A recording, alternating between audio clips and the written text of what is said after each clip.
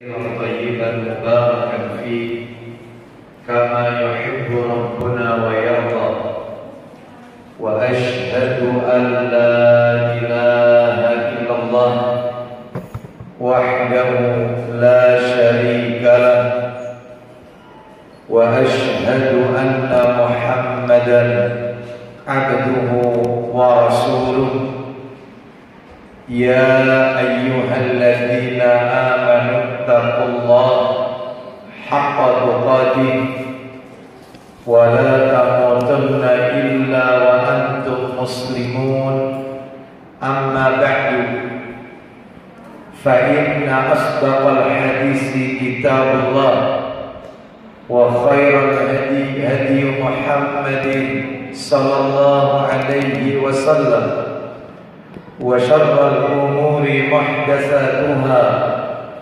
وكل محدثة بدعة وكل بدعة ضلالة وكل ضلالة في النار. Ikhwan wa akhwati fillah, bapak-bapak, ibu-ibu, kaum muslimin dan muslimah, jamaah Masjid Citra Harmoni yang semoga dimuliakan oleh Allah Subhanahu wa taala. Tidak ada kata yang patut kita ucapkan di pagi hari ini selain rasa syukur kita kepada Allah Subhanahu wa taala atas segala karunia nikmat yang telah Allah berikan kepada kita. Salah satu di antara sekian banyak kenikmatan-kenikmatan yang Allah berikan kepada kita, yang kita rasakan pada pagi hari ini adalah diberikannya kita kemudahan untuk melangkahkan kaki, talabul ilmi, melangkahkan kaki untuk menuntut ilmu, sebagaimana Nabi sallallahu alaihi wasallam bersabda ketika beliau menjelaskan tentang keutamaan orang-orang yang meniti jalan untuk menuntut ilmu, melangkahkan kaki atau berkendara dengan tujuan untuk menuntut ilmu.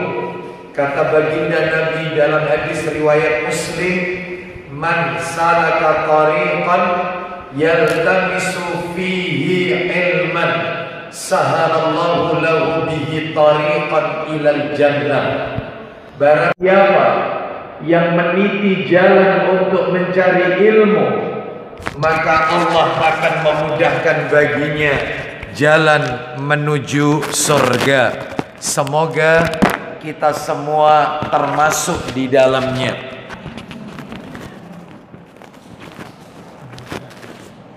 Bahkan lebih dari itu, Bapak Ibu sekalian, orang yang menuntut ilmu ini memiliki keutamaan yang sangat besar. Di antara hadis-hadis Nabi yang menunjukkan akan hal ini adalah riwayat Bukhari, di mana Nabi bersabda, man yuridillahu bihi khairan yufaqihu fid din. Barang siapa yang dikehendaki oleh Allah dalam kebaikan, maka Allah akan memberikan kepadanya pemahaman dalam masalah agamanya. Artinya, orang yang bersungguh-sungguh untuk menuntut ilmu agama, maka dia selalu diberikan oleh Allah kebaikan-kebaikan dalam hidupnya. Ini menunjukkan keutamaan bagi mereka yang rajin istiqomah untuk menuntut ilmu. Dan tentunya ilmu yang dimaksud di sini adalah ilmu yang bersumber dari qala Allah wa qala Rasul wa qala sahabah.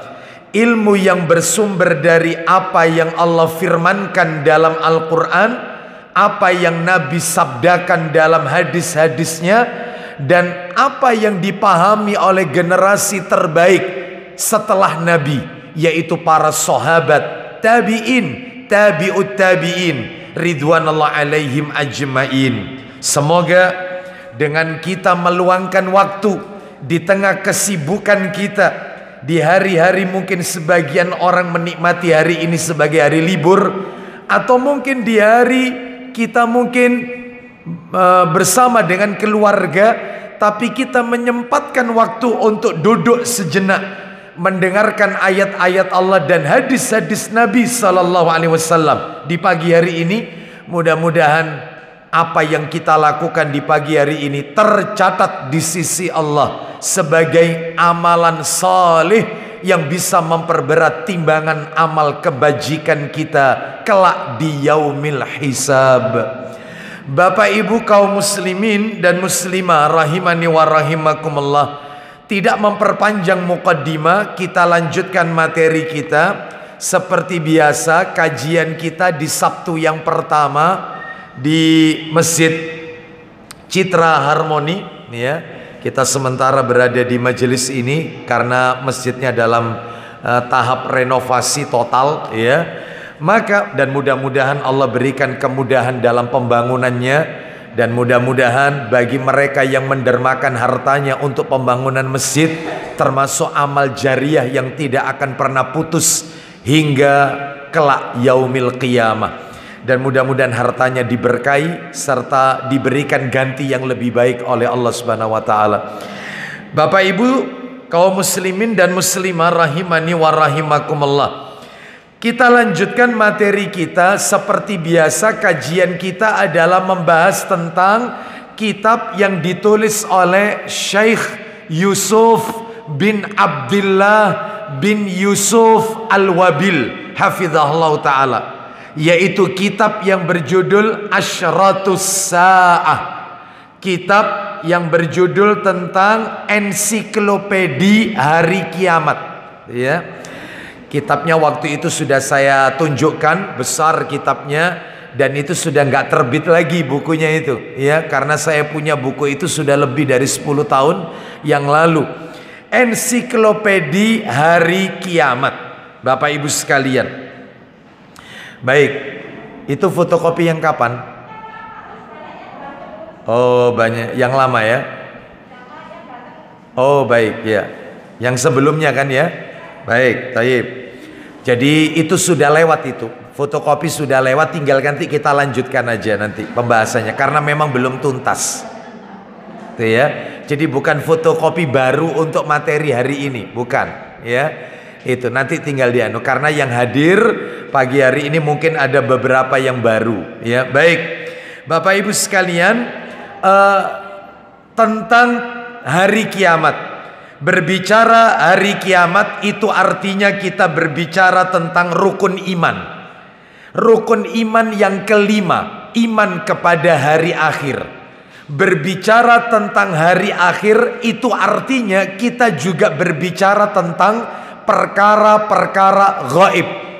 Sedangkan kita mengimani perkara yang gaib itu ciri orang yang bertakwa. Saya sudah sering kali katakan ini. Allah berfirman dalam Al-Quran, surat Al-Baqarah, surat yang kedua, ayat 2 dan 3. Ya, ayat 2 dan 3. Setelah Allah mengatakan Alif Lam Mim, maka Allah lanjutkan ayatnya, Dzalikal kitabu la raiba fi hudal lil muttaqin.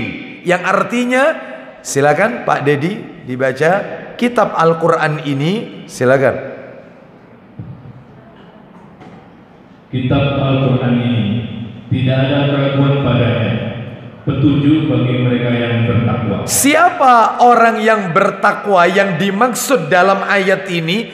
Ayat yang ketiga yang menjawab. Allah mengatakan alladzina yu'minuna bil ghaibi. Nah, silakan. Yaitu mereka yang beriman kepada yang gaib. Nah, salah satu perkara gaib adalah tentang hari kiamat ini. Oleh karena itu mudah-mudahan ibu-ibu yang istiqomah setiap Sabtu pertama membahas kitab tentang iman kepada hari akhir ini, kita semua tercatat di sisi Allah hamba-hamba yang muttaqin, yang bertakwa kepada Allah. Karena kita mengimani perkara-perkara gaib yang akan terjadi nanti di akhir zaman, yaitu hari akhir. Nah, Bapak Ibu sekalian, kita sedang berbicara tanda-tanda kiamat, ya. Jadi saya tidak akan mengulang lagi ya, karena ini sudah sekian kali banyak pertemuan.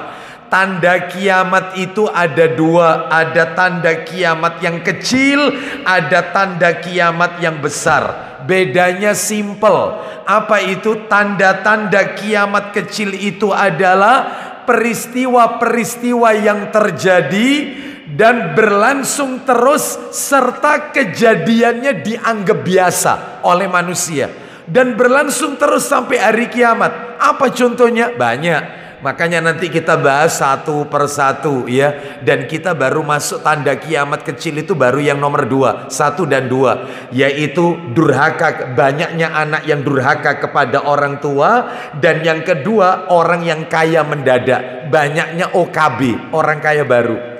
Ya, itu baru nomor 2 itu. Padahal tanda kiamat itu lebih dari 30. Yang kecil. Sedangkan kalau tanda kiamat yang besar adalah peristiwa-peristiwa yang terjadi yang dimana di zaman Nabi dan zaman setelahnya kita belum terjadi.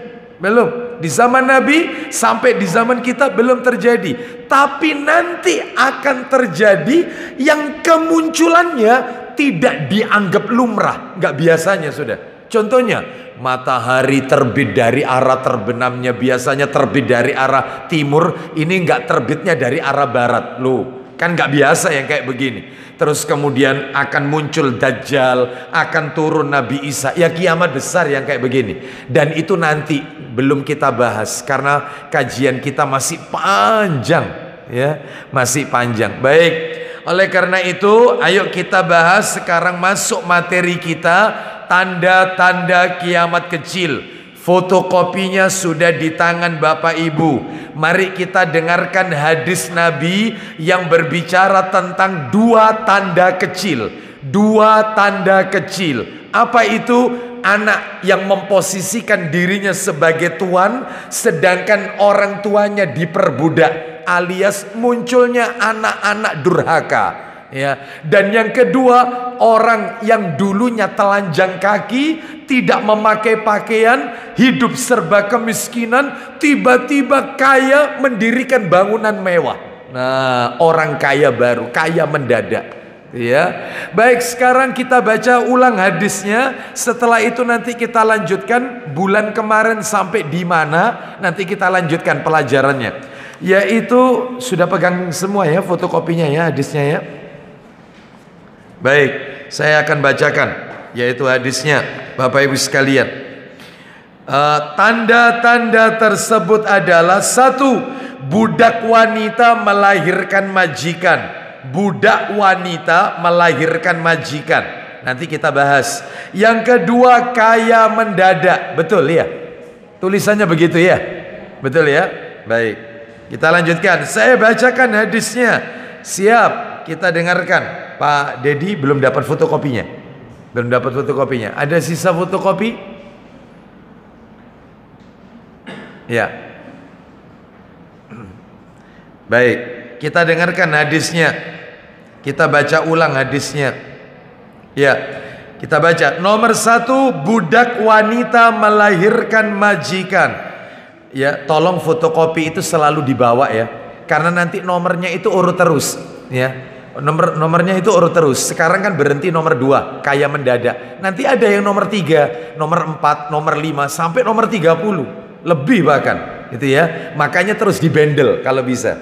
Nah, itu penuntut ilmu yang rajin itu begitu biasanya ya, seperti itu. Baik, kita lihat nomor 1, tanda-tanda kiamat kecil. Yang kita bahas masih yang kecil, tanda-tanda kiamat kecil. 1, budak wanita melahirkan majikan. 2, kaya mendadak. Dalilnya kita lihat, yaitu bunyi hadisnya. Sebelum kita baca hadisnya, Bapak Ibu harus tahu hadis itu diriwayatkan oleh siapa. Lihat pada catatan kakinya. Catatan kaki nomor 2, yaitu Sahih Muslim nomor 1, Abu Dawud nomor 4695.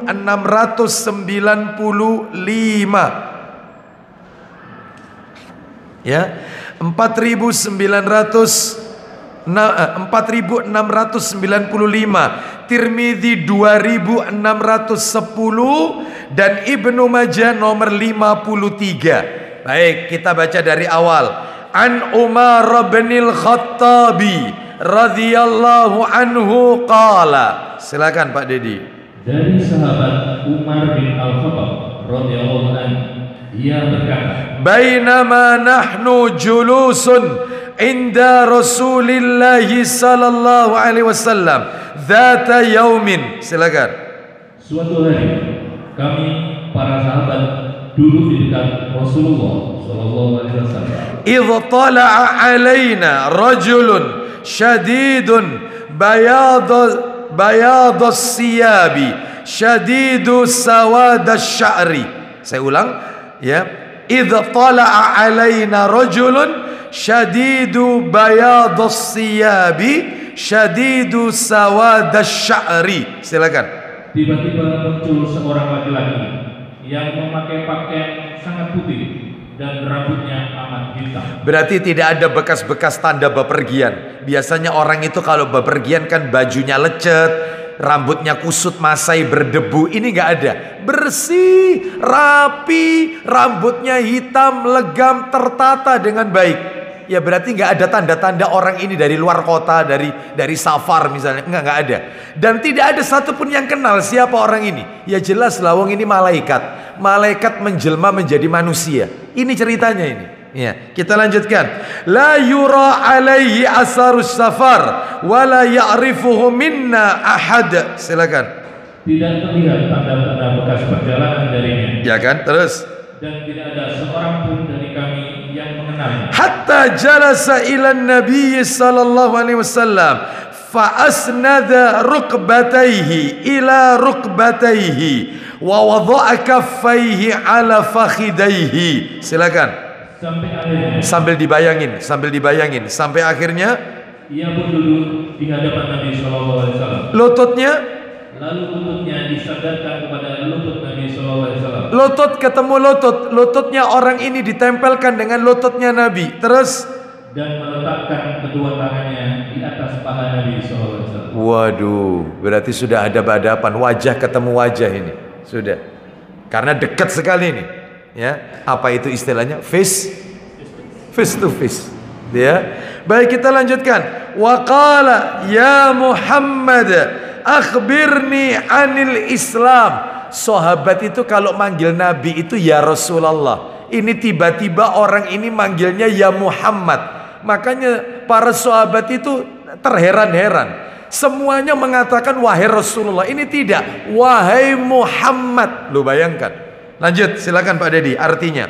Kemudian dia berkata, wahai Muhammad, beritahukan kepadaku tentang Islam. Maksudnya bertanya tentang rukun Islam. Faqala Rasulullah sallallahu alaihi wasallam, al-Islamu an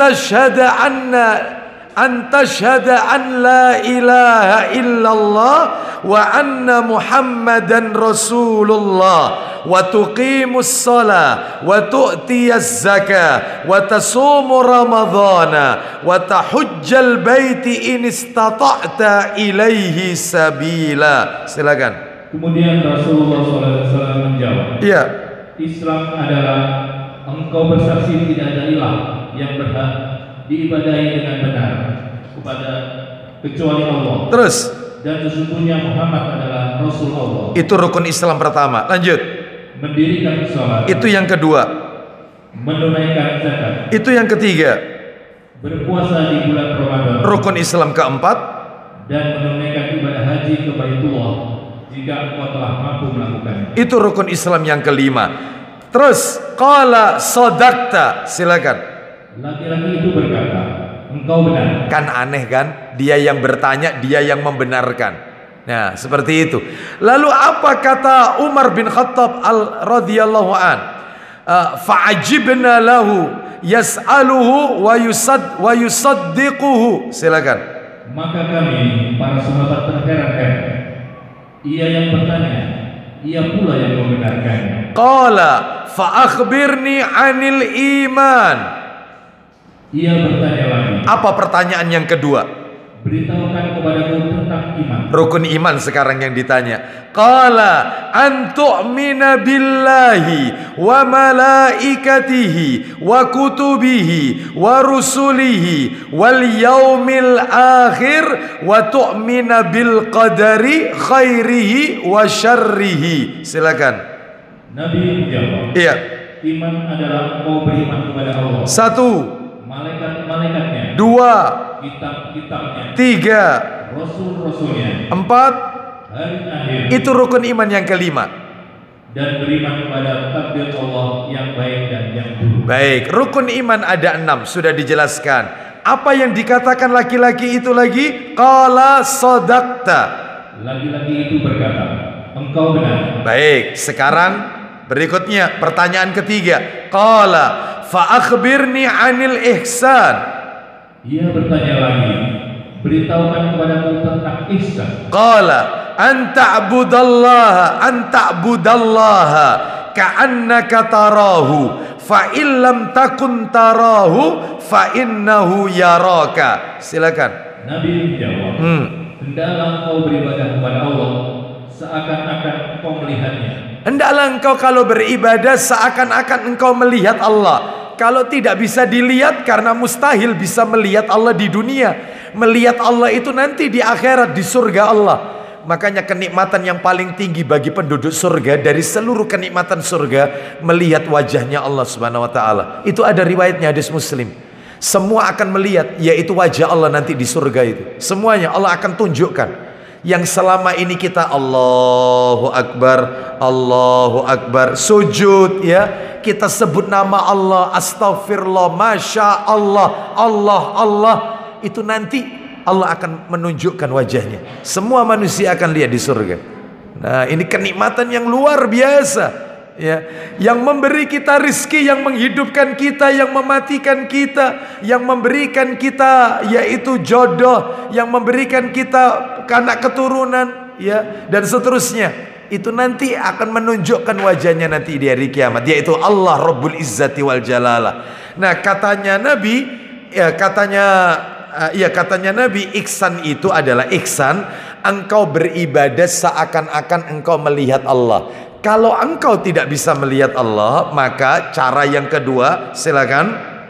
Jika engkau tidak melihatnya, sesungguhnya Dia melihatnya. Berarti tanamkan dalam hati Allah itu dekat dengan kita, Allah melihat kita. Bu, Pak, mohon maaf, orang itu kalau di dalam hidupnya selalu dalam hatinya ditanamkan, Allah melihat saya, Allah mendengar apa yang saya ucapkan, Allah mengetahui apa yang saya lakukan, semua diketahui oleh Allah. Maka saya yakinnya tidak akan ada yang namanya maksiat di muka bumi ini. Nggak ada korupsi, nggak ada, ya, semua maksiat nggak ada. Kenapa? Karena dia merasa Allah itu hadir dalam hidupnya, dia tanamkan dalam hatinya. Itu ya. Kenapa kok banyak orang yang melakukan maksiat, ya, berjudi, minum khamar? Karena mereka tidak merasa kalau dia sedang dilihat oleh Allah. Nah, itu loh. Ya, kita lanjutkan. Terus lanjut. Iya, memang hadisnya. Betul, sampai nomor 6 kan? Poin 6. Iya, harus diulang hadisnya supaya tahu, sehingga nanti kita lanjutkan poin nomor 7, poin nomor 8. Seperti itu, ya. Memang hadisnya diulang. Kalau belajar hadis itu begitu, supaya kita tidak lupa isi hadis itu, ya. Kita lanjutkan. Qala masma'a qala fa akhbirni 'anis sa'ah. Silakan. Laki-laki itu bertanya lagi, beritahukan kepada kami kapan terjadinya kiamat. Kapan terjadi kiamat? Maka Nabi menjawab, mal mas'ulu anha bi'a'lama minas sa'il. Silakan. Nabi menjawab, yang ditanya tidaklah lebih tahu daripada yang bertanya. Ketika Nabi ditanya tentang kapan kiamat, Nabi mengatakan yang ditanya tidaklah lebih tahu daripada yang bertanya. Maka malaikat Jibril bertanya, berarti dia tidak tahu. Nabi menjawab, yang ditanya tidaklah lebih tahu daripada yang bertanya, berarti Nabi juga nggak tahu. Sehingga jangan menerka-nerka kapan kiamat itu. Serahkan urusan kiamat ini kepada Allah Subhanahu wa taala. Lanjut teruskan. Qala fa akhbirni an amaratiha. Silakan. Ia pun bertanya lagi. Beritahukan kepadaku tentang tanda-tandanya. Baik, kalau gitu tanda-tandanya. Apa kata Nabi? Tanda-tandanya adalah qala antalidal amatu rabbataha wa antaral hufatal uratal alata ri'a asya'i yatatawaluna fil bunyan. Silakan. Nabi menjawab, jika seorang budak wanita telah melahirkan majikannya, jika kau melihat orang yang telanjang kaki tanpa memakai baju atau orang miskin serta pengembala kambing telah saling berlomba dalam mendirikan bangunan megah yang menjulang tinggi. Summa antalaqa falabistu maliyan. Summa qala ya Umar atadri manis sa'il. Silakan. Kemudian laki-laki tersebut segera pergi. Aku pun terdiam. Kemudian Nabi bertanya kepadaku, wahai Umar, tahukah engkau siapa yang bertanya tadi? Qultu Allahu wa rasuluhu a'lam. Silakan. Allahu wa rasuluhu a'lam. Aku menjawab, Allah dan Rasulnya yang lebih tahu. Qala fa innahu Jibril atakum yuallimukum dinakum. Silakan. Beliau bersabda, sesungguhnya ia adalah Jibril yang mengajarkan kepada kalian tentang urusan agama kalian. Baik, dari hadis yang kita baca ini mengandung yaitu 9 pelajaran. Tapi nanti akan saya tambahkan 1 lagi sehingga totalnya menjadi 10 pelajaran. Di fotokopi Bapak Ibu 9 pelajaran. 1 sampai nomor 6 sudah kita bahas. Sekarang kita masuk pelajaran yang ke-7 dari hadis yang dibaca tadi. Pelajaran ke-7. Yang ke-7 sekarang. Hadis ini menjelaskan tentang tanda-tanda kiamat kecil. Di antara tanda kiamat kecil yang tadi kita dengarkan, baru saja kita dengarkan, yaitu 1. Yang pertama, antalidal amata rabbataha. Jika seorang budak wanita telah melahirkan majikan. Maksudnya apa? Maksudnya kata para alim ulama, yaitu ada 2 kata para ulama maksudnya hadis ini. Yang pertama, banyak anak yang memperbudak orang tuanya, alias munculnya anak-anak durhaka. Ya, seorang anak yang memposisikan dirinya seperti majikan, orang tuanya diperbudak. Itu maksud pertama. Sedangkan maksud yang kedua kata para alim ulama adalah banyaknya peperangan di akhir zaman, sehingga banyak wanita yang ditawan. Orang itu kalau terjadi peperangan, kan banyak wanita itu dijadikan tawanan. Kalau sudah ditawan, maka dia akan dijadikan budak. Seperti itu. Lah kalau sudah dijadikan budak, maka akan dizinai.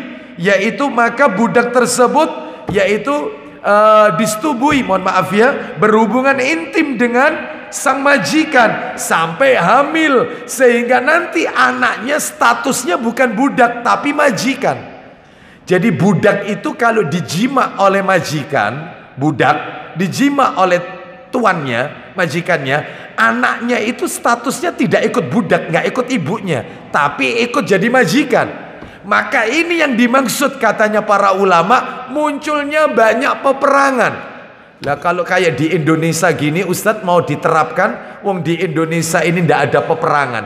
Berarti kalau begitu makna ini yang lebih cocok itu yang mana? Yang nomor 1 atau yang nomor 2? Maka jawabannya para alim ulama lebih condong yang nomor 1. Munculnya anak-anak yang memposisikan dirinya seperti majikan, sedangkan orang tuanya diperbudak, alias anak durhaka. Nah, itu. Jadi tanda-tanda kiamat yang pertama adalah maraknya munculnya anak durhaka. Baik, sekarang saya akan sampaikan kepada ibu-ibu ya, terlebih dahulu, yaitu tentang anak durhaka ini. Baik, Bapak Ibu sekalian rahimani wa rahimakumullah, Ya. Fenomena munculnya anak durhaka ini ternyata ibu-ibu sekalian, bapak-bapak rahimani wa rahimakumullah, ini merupakan fenomena yang sering kali kita lihat, bahkan kita saksikan atau kita dengarkan di layar kaca kita. Ya. Mulai dari seorang anak yang suka menghina orang tuanya, mencaci maki orang tuanya, ya. Mulai dari seorang anak yang, mohon maaf ini ya, seorang anak yang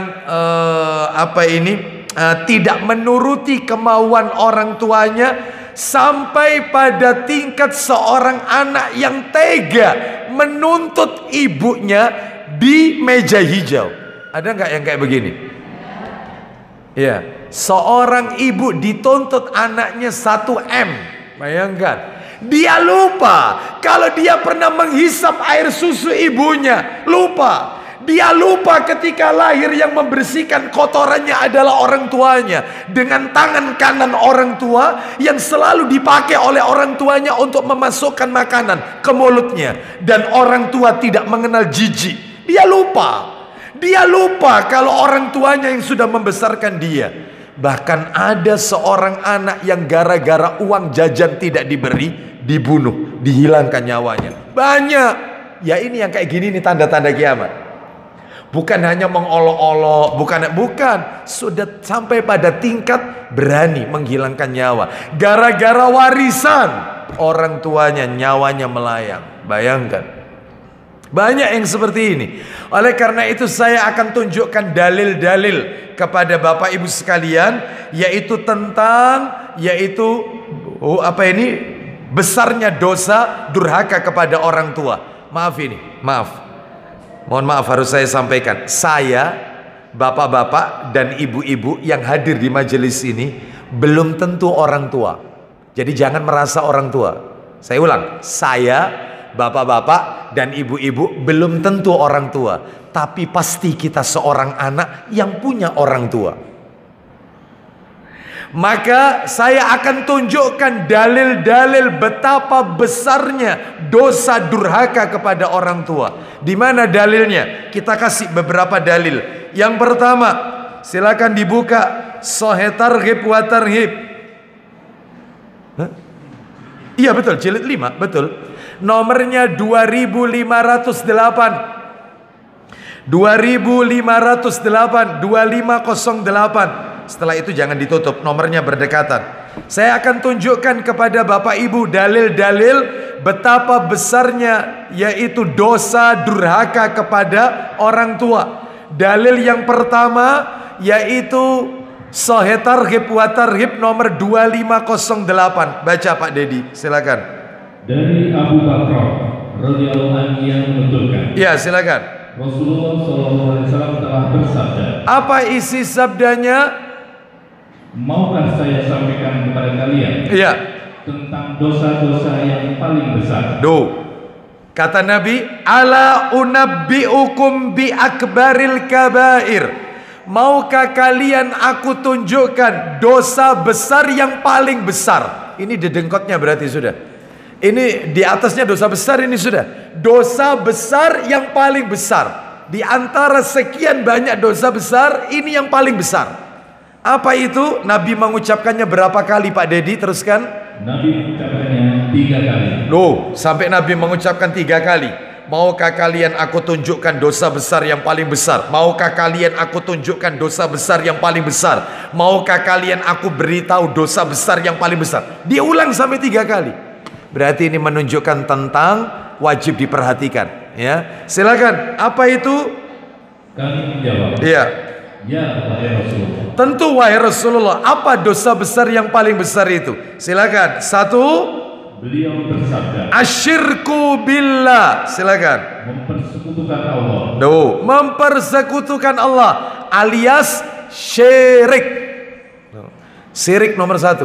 Dosa besar yang paling besar. Dedengkotnya ini. Syirik. Bayangkan. Syirik. Kalau membahas syirik panjang. Bapak Ibu sekalian, ya, macamnya banyak syirik ini. Kita lewati aja. Yang kedua, dosa besar yang paling besar. Silakan. durhaka terhadap kedua orang tua. Nah, durhaka kepada ibu dan bapak, kedua orang tua, masuk ranking kedua setelah syirik. Yang ketiga, Pak Dedi, silakan.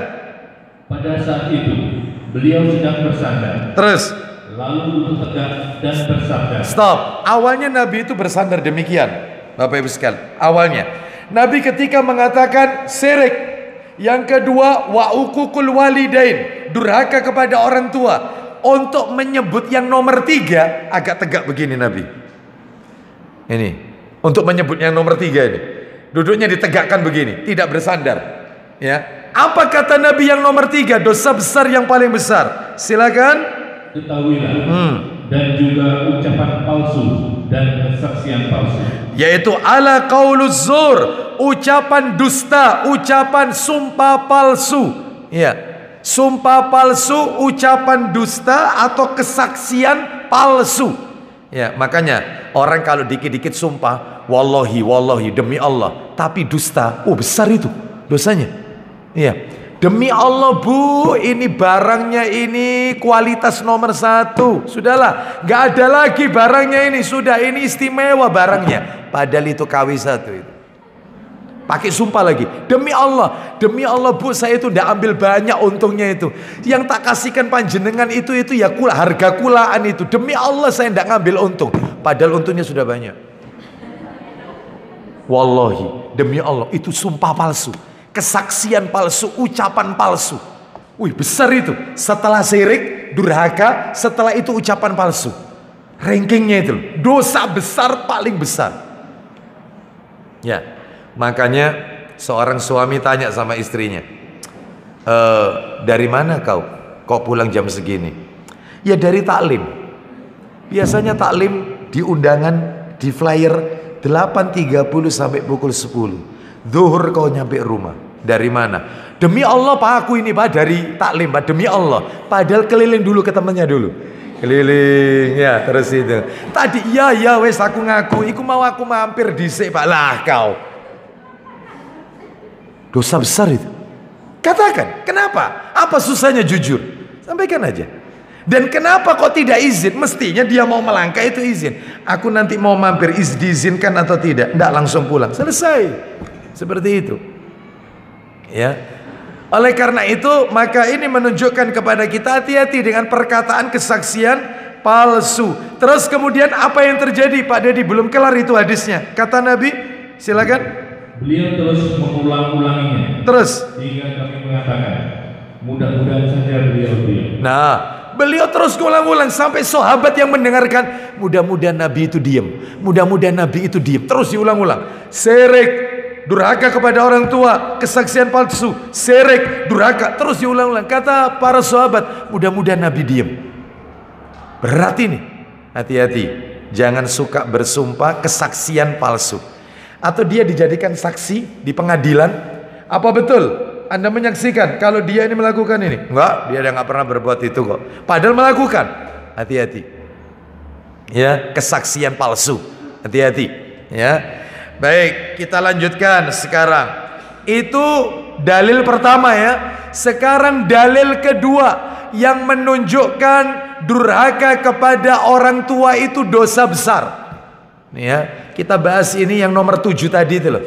Itu kita rinci supaya jelas. Pelajaran yang ke-7 tadi loh, dari hadis tadi kita rinci.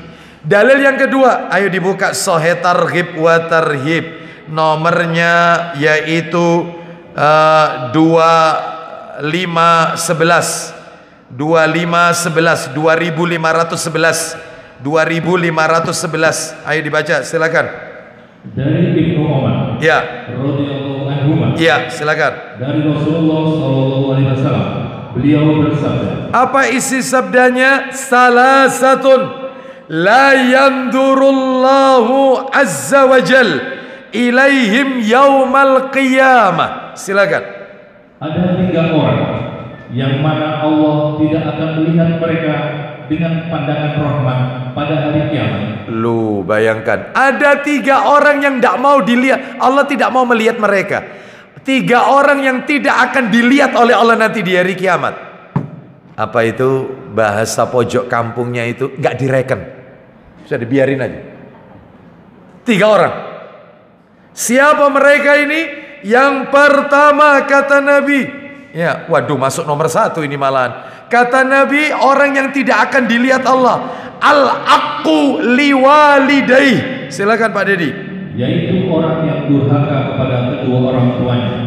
Itu. Yang kedua, wal mar'atul mutarajjilah. Silakan. Pecandu khamr. Bukan berarti. Ya, beda ini anunya. Baik. Ini yang nomor 2, wal mutminul khamr. Silakan. Ulang lagi. Pecandu khamr. Orang yang terus-menerus mabuk, pecandu khamr. Terus yang terakhir, wal mannan bima a'ta. Silakan. Dan yang mengungkit-ungkit pemberiannya. Orang yang suka undat-undat, ungkit-ungkit. Mama kurang apa sama kamu, Nak? Mama kurang apa sama kamu? Iya, kau minta PS, mama belikan PS. Kemarin kau minta sepeda, mama belikan. Tapi tetap kau tidak nurut sama mama. Nah, ungkit-ungkit, diundat-undat pemberiannya, disebutkan semua. Ya, papamu tidak kurang-kurang loh sama kamu ini. Oh, ya, nggak usah. Justru dia akan mendapatkan ancaman, gak akan dilihat. Kalau ngasih kepada anak yang ikhlas saja. Perkara anak nakal, namanya anak, gak ada yang gak nakal. Memang Anda dulu gak nakal? Memang saya dan Anda dulu tidak betik gitu? Nggak mungkin.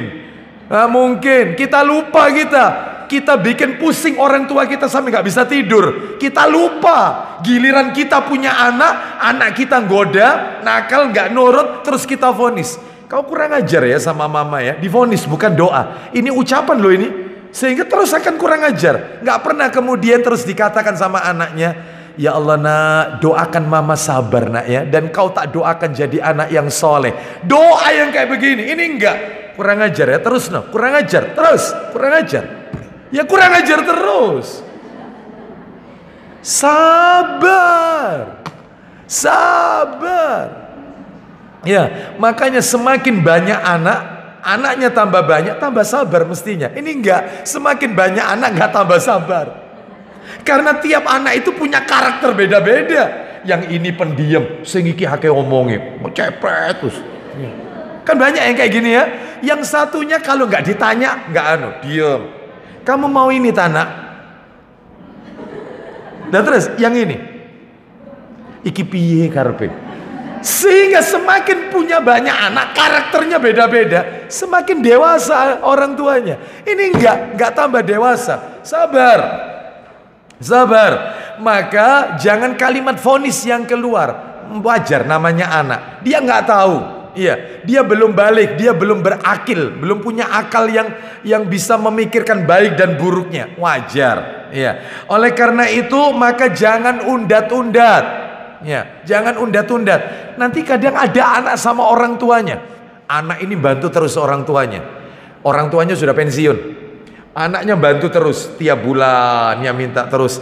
Giliran orang tuanya ternyata wajar kan? Orang tua itu kadang-kadang ada yang pilih kasih sama anak itu. Ada yang beda-beda kan orang tua itu. Wajar, apalagi usia tambah tua, biasanya tersinggungan orang tua itu. Semakin usia tua itu. Iya, padahal sama anak yang pertama dibantu terus, tapi dia lebih seneng sama anak yang nomor 2. Didik adikmu itu loh. Iya, didik adikmu itu loh. Lah si ini, ibu itu ndak merasa ta. Ya ono ya ini sing bantu aku bu, sing bantu aku bu. Duduk dene. Ndak sabar kau rupanya sama orang tua. Ya, ibu nek loro sapa sing nunggoni? Aku. Duduk liane. Ada nggak model kayak gini? Lihat itu, dengarkan hadisnya tadi. Tidak dilihat oleh Allah nanti di hari kiamat. Undat-undat. Sabar. Namanya orang tua, kadang-kadang dia pilih kasih. Wajar. Itu ya. Seperti itu. Jadi ini tidak akan dilihat oleh Allah nanti di hari kiamat, ya. Dalil yang nomor 2. Berarti siapa saja tadi yang nggak akan dilihat di hari kiamat tadi? Yang pertama siapa tadi?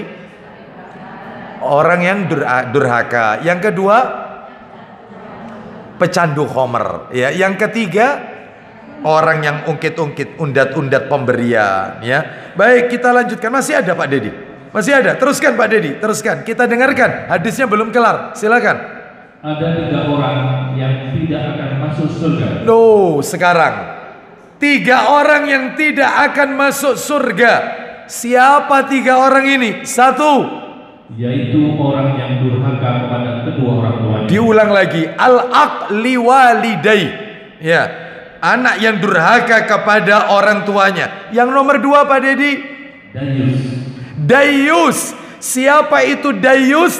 Alladzi yukirru fi ahlihil ghubsa. Seorang laki-laki yang tidak punya kecemburuan sama istrinya, itu dayus, nggak bisa masuk surga. Jadi sama istrinya itu nggak ada cemburunya, nggak ada. Ya, bahkan dia senang kalau istrinya itu dilihat oleh orang banyak laki-laki lain yang bukan mahram. Jadi istrinya itu kalau berpose di media sosial, ya, wah, status atau apa, itu malah ditunjukkan ke temannya. Gila bojoku ya. Ada nggak yang kayak gini? Hanya kalau waktunya walimah, acara pernikahan, apa katanya suami?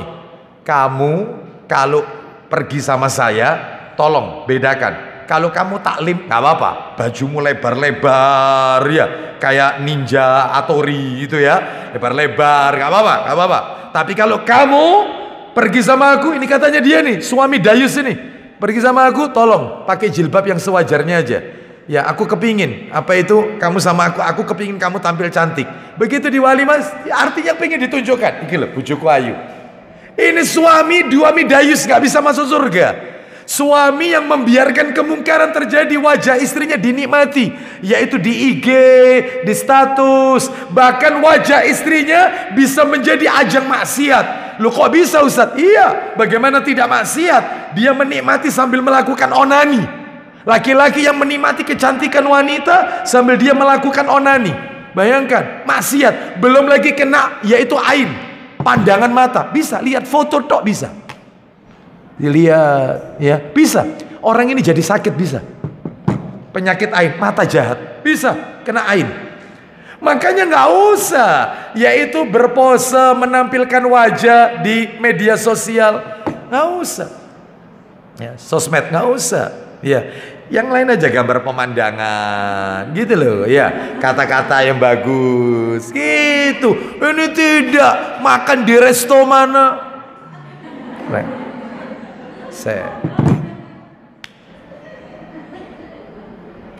Ya, itu terus menampilkan kemesraan suami istri ada di pantai atau lagi di mana berpelukan, foto dijadikan status di WA-nya. Terus semua orang pada, oh kita bujuni, ayo tiba no bujuni iki. Dayus tidak punya rasa cemburu yang seperti ini. Mestinya dia punya kecemburuan sama istrinya. Istrinya ditanya, dari mana kau? Iya. Terus kenapa kok terlambat? Sama siapa tadi? Ditanya. Ini enggak pernah ditanya. Seperti itu. Bahkan ada seorang suami, kon bareng ambek Pak iku lho mari gak apa-apa ijena.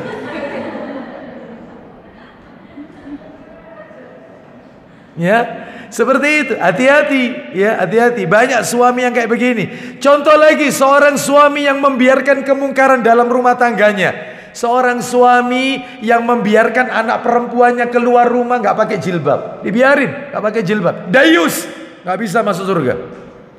Seorang suami, seorang laki-laki yang membiarkan anak perempuannya boncengan berdua dengan temannya sekolah yang bukan mahram. Dayus, kelompok belajar dibiarin berduaan.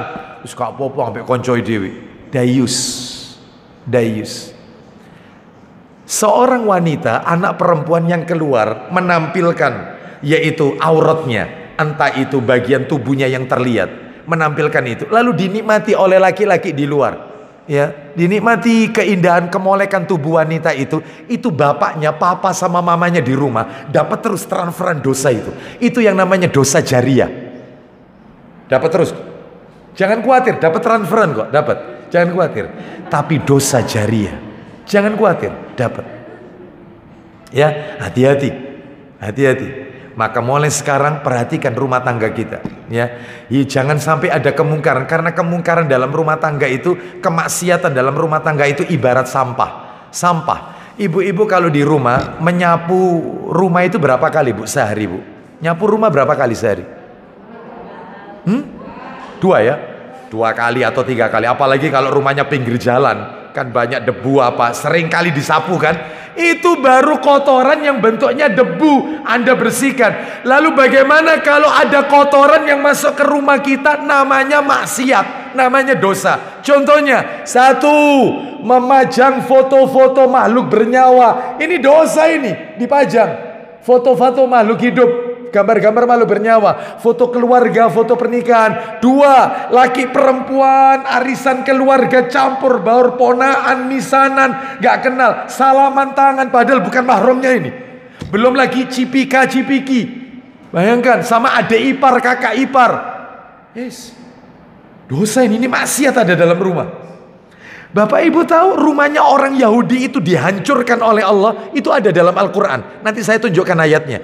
Allah hancurkan rumah mereka, Allah lulu lantakkan rumah mereka sampai sehancur-hancurnya, karena rumah orang-orang Yahudi tersebut dipakai maksiat di dalamnya. Gak ada bacaan Quran, full musik 24 jam. Full musik, bukan tartil, bukan bacaan Quran. Ya. Di mana itu dalilnya, Ustadz? Rumahnya orang Yahudi dihancurkan. Surat 59 ayat 2. Nanti dibaca sendiri. Al-Hasr ayatnya ayat 2. Kita nggak pengen rumah kita seperti ini. Kita pengen rumah kita barokah. Maka hindarkan dosa maksiat. Ya, baik, kita lanjutkan. Terus Pak Dedi, apalagi orang yang ketiga yang nggak akan masuk surga? Silakan. Dan perempuan yang menyerupai laki-laki. Nah, perempuan yang menyerupai laki-laki dan laki-laki yang menyerupai wanita. Iya. Kalau wanita menyerupai laki-laki itu apa katanya namanya? Tomboy. Tomboy. Kalau laki-laki menyerupai wanita, banci. Ya, bencong gitu ya. Banci. Ini nggak boleh. Ngomongnya, ya jalannya persis seperti perempuan. Ya, seperti itu. Ya. Baik, kita lanjutkan. Ya. Kita lanjutkan sekarang dalil terakhir, dalil ketiga. Dalil ketiga ya. Dalil terakhir ini. Yaitu dalil yang ketiga, dalil terakhir tentang durhaka kepada orang tua itu termasuk dosa besar. Itu maksudnya. Dalil ketiga, Sahih Targhib wa Tarhib, nomornya 2517, 2517. Ya, 2517. Silakan dibaca Pak Dedi. Kita dengarkan ini. 2517. Silakan. Dari Al-Awwam bil Hausyam. Iya. Ia menuturkan. Iya. Suatu ketika, Iya. saya pernah mampir di suatu kampung. Iya. Dan di samping kampung itu ada pekuburan. Terus. Setelah asar, ada suatu kuburan di situ yang terbelah tanahnya. Terus. Maka keluarlah seorang laki-laki yang kepalanya adalah kepala keledai. Terus. Dan jasadnya adalah jasad manusia. Ini terjadi loh ini. Terjadi ini. Ada kuburan yang kalau waktu asar itu ya. Betul ya? Waktu asar kuburan ini terbelah. Terbelah. Terus mayatnya keluar. Begitu keluar kepalanya kepala keledai. Terus kemudian jasadnya manusia. Horor ini ya. Terus kemudian setelah itu masuk lagi. Setelah itu lanjut. Lalu meringkih 3 kali. Jadi dia meringkih seperti keledai, mayit ini. Setelah itu kemudian kuburan itu menutupinya lagi. Tiap asar gitu, tiap asar. Lanjut, silakan. Dan mendadak ada seorang wanita tua sedang menenun bulu atau bulu domba. Iya. Lalu seorang perempuan berkata, Iya, silakan. apakah kamu melihat wanita tua itu? Lanjut. Saya berkata, ada apa dengannya? Iya. Ia berkata, Iya. dia adalah ibunya orang ini. Nah, wanita yang menenun itu adalah ibunya orang yang ada di kubur itu. Lanjutkan, silakan. Saya berkata, Iya. bagaimana ceritanya? Bagaimana ceritanya kok anaknya nasibnya seperti itu? Silakan. Ia menjawab, Iya. orang ini dahulu suka minum khamar. Orang ini dulu suka minum khamar. Terus. Dan apabila ia akan pergi, Maka ibunya berkata kepadanya, Apa katanya? wahai anakku, Ya. bertakwalah kepada Allah. Ibunya suka ngasih nasihat. Nak, sadar dosa. Ibu ndak ridho dosa, nak. Ya, sadar, berhenti dari minum khamar, jangan mabuk. Ya, ibunya sudah nggak kuatin nasihati anaknya. Sudah, terus tapi ibunya nggak pernah bosan, terus dinasihati terus. Lanjut terus. Sampai kapan kamu akan tetap minum khamar ini? Nah, sampai kapan kau seperti ini? Sampai kapan? Lanjut terus. Anak itu berkata kepadanya, Apa katanya? sesungguhnya engkau hanyalah meringkik seperti ringkikan keledai. Omelanmu, oh ya, omelanmu itu seperti omelannya keledai. Tiap hari ngomel, ya. Terus gini terus. Ya. Itu kayak anak sekarang gitu loh. Kira-kira ya. Ibu itu ya tiap hari gak bosen tak bu? Bayangkan. Ini kejadian ini. Terus, nak sadar kalau mau mabuk-mabukan dinasihati sama ibunya. Sampai kapan nak? Berhenti nak. Ibu ini ngomelannya ibu ini kayak keledai. Matinya akhirnya keledai kepalanya. Lanjut teruskan. Perempuan itu menuturkan, lalu anak itu mati sesudah asar. Ia menuturkan, maka kuburannya terbelah tanahnya sesudah asar setiap hari. Setiap hari. Terus? Lalu ia meringkik 3 kali. Iya. Kemudian kuburan tertutup lagi. Nah, baik. Jadi riwayat ini sahih.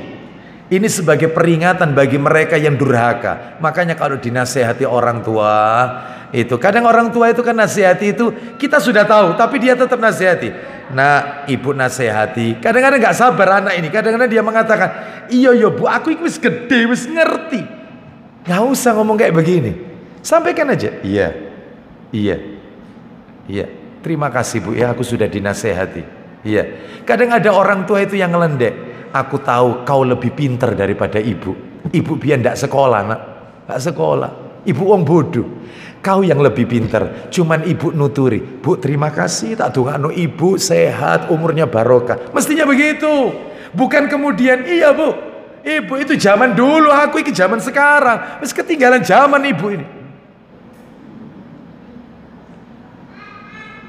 Ada yang model-model kayak begini? Kok aneh ya? Kelihatannya banyak ini ya kelihatannya ya. Ya Allah. Ya, ayo. Introspeksi ya, introspeksi. Iya, mumpung masih punya orang tua. Itu ya. Apalagi sudah ada yang kehilangan orang tua, tinggal ibu saja, ya, nggak ada ayah, ya. Ayo, berusaha. Kita muliakan. Nanti orang tuanya sambatan. Ya, tiap anaknya ketemu, mesti ada anaknya mesti sambatan. Ya Allah nak, sikil ibu iki cekot-cekot nak, gitu. Apa kata anaknya? Ibu ben merene mesti jauh pijet. Liyane po bu, mesti sambatan dok. Syukur bu, syukur. Ya Allah. Ya. Mestinya anaknya harus tahu. Oh ibu saya ini kakinya cekot-cekot. Ayo bu, ayo melok. Jalan-jalan. Biasanya orang tua sudah diajak jalan-jalan, kesukaannya apa, kita belikan. Saya yakin setelah jalan-jalan, ya Allah nak, waras nak sikil ibu nak. Ada ndak yang kayak gini? Waras nak, mestinya anaknya harus tahu. Mertua juga begitu dilihat, ya Allah, iya. Oh sambatan, dia suka. Kan ada orang tua itu suka shopping. Ada nggak orang tua suka shopping? Meskipun ndak beli, tapi suka lihat yang bling-bling. Ya. Terus suka ada yang orang tua koleksi tas itu, ada nggak orang tua koleksi tas?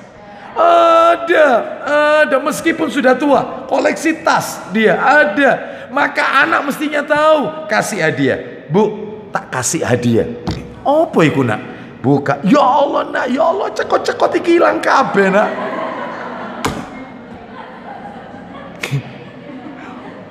Itu. Paham ya? Bisa kira-kira gitu. Ini ndak terus dikritik, jangan. Ya jangan. Kapan lagi kita mau berbakti dengan mereka, ya? Baik, karena mereka adalah salah satu dari pintu surganya Allah Subhanahu wa taala. Berbakti kepada kedua orang tua, apalagi anak laki-laki. Sudah waktunya semua untuk orang tuanya. Istrinya minta A, ibunya minta B. Sebentar, ibuku dulu. Anak laki wajib kepada orang tuanya. Tapi kalau seorang istri, dia tetap harus minta izin sama suaminya. Itu ya, beda. Ya, maka berbahagialah yang punya anak laki-laki yang loyal sama orang tuanya.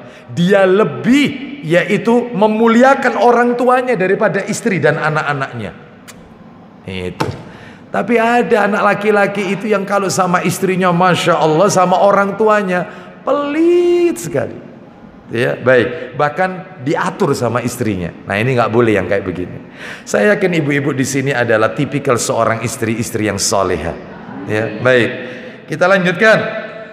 Sekarang saya akan tingkatkan pembicaraan. Tadi ibu-ibu kan sudah tak kasih tahu, sudah saya sampaikan tentang dalil-dalil durhaka kepada orang tua itu dosa besar. Dalilnya kan sudah. Sekarang saya tunjukkan contoh-contoh fenomena durhaka kepada orang tua. Kayak apa kira-kira contohnya durhaka kepada orang tua ini? Fenomena.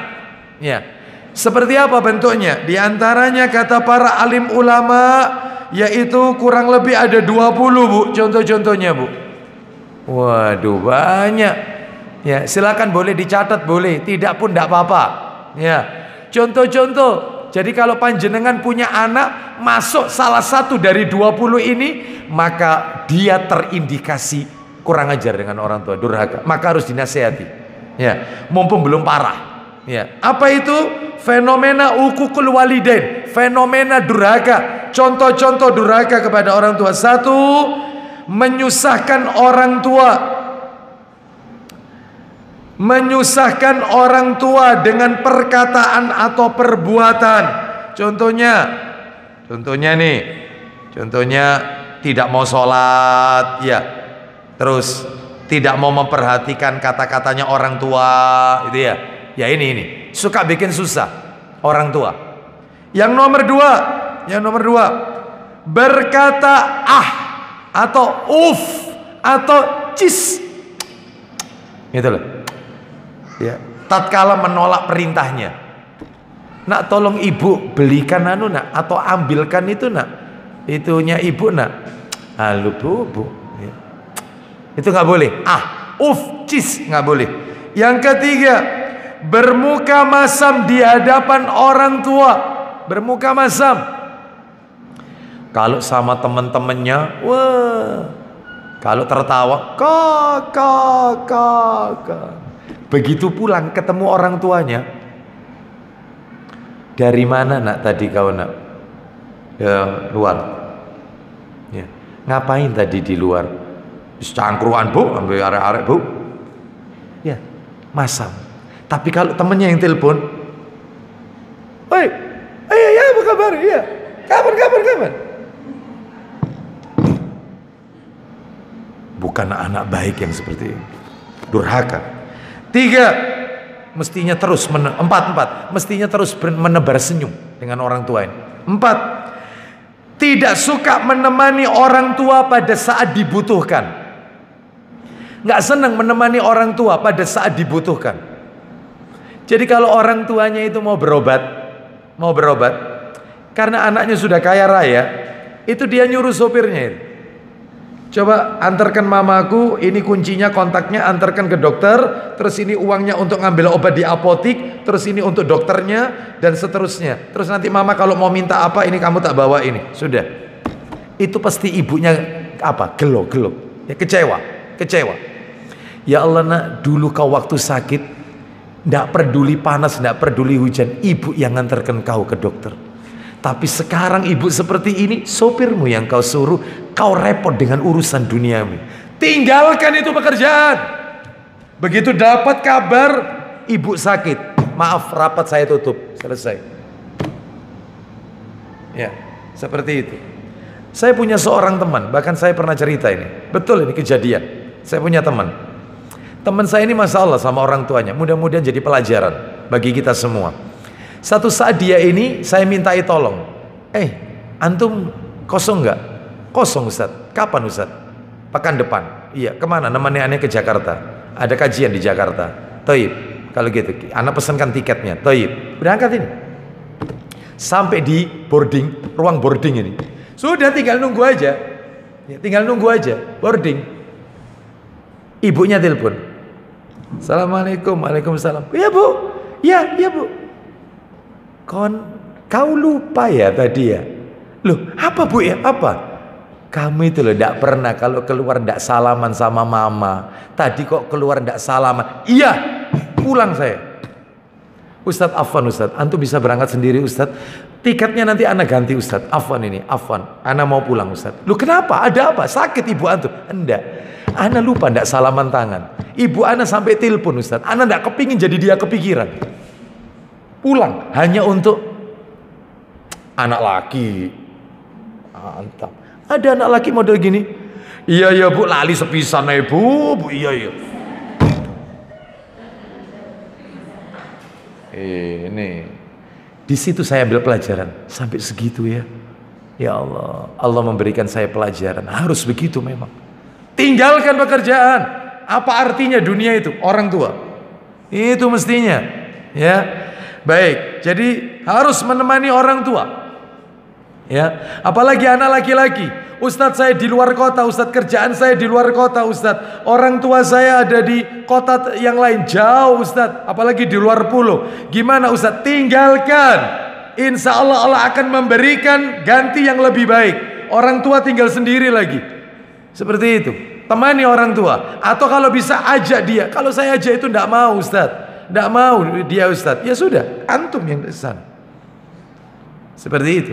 Ya, baik. Yang kelima, mengejek dan terkesan membodohkan orang tua. Kesannya itu bodoh-bodohi orang tua. Bodoh-bodohi orang tua. Ada orang tua itu maklum, HP sekarang kan canggih-canggih. HP sekarang tidak bisa mengoperasikan iki ya opo kan. Anaknya dipanggil, Nana, ya apa ini caranya ini ya, masukkan nama itu ya. Mama kok tidak tahu. Mama ini gaptek, mama ini Lola. Apa gaptek? Gagap teknologi. Lola apa? Loadingnya lambat. Mengejek, membodoh-bodohi. Ya, hati-hati, nggak boleh loh yang kayak gini nih, nggak boleh. Terus nomor 6, memperbudak orang tua. Orang tuanya suruh nyucikan pakaiannya. Ya. Seperti itu. Ada seseorang bertanya kepada saya, Ustadz, anak saya ini di pondok Ustadz. Anak saya ini di pondok. Terus yang namanya celana dalam itu Ustadz, itu sama pondok menerapkan aturan nyuci sendiri. Kalau yang lain laundry ikut pondok, laundry, baju, celana, pondok. Ini celana itu ini sama anak saya ini Ustadz, tidak dicuci-cuci. Terus kemudian akhirnya kalau kita jenguk ke sana, kita disuruh bawa yang baru, nanti yang kotor-kotor ini disuruh bawa pulang. Loh, berarti Anda yang disuruh nyuci. Iya Ustadz, ya apa? Jangan mau. Mesti saya nggak katakan bisa, nggak apa-apa. Nggak apa-apa. Biar tahu dia. Kok bisanya dia menyuruh orang tuanya untuk mencuci celana dalamnya? Didik supaya dia bisa mandiri. Suruh cuci-cuci. Gimana caranya? Nah, gitu. Jangan mau, ya. Karena apa? Karena ini jelas memperbudak. Kecuali kalau dia baru awal-awal, masih bingung gimana, baru awal mondok, ya. Ini nggak masalah. Mungkin bertahap, ya. Tapi kalau sudah setahun atau 6 bulan pertama, setengah tahun, ya sudah, cuciin sendiri loh ya. Ini mama nggak mau nyuci, ya. Caranya begini. Ayo, kalau pulang ke rumah, suruh nganu sendiri. Gini caranya. Seperti itu. Sebab ada anak itu memperbudak orang tuanya. Mama tolong ambilnya itu tolong ambilkan meskipun kata tolong, nggak usah, ambil sendiri. Kita lanjut nomor 7, menghina masakan orang tua.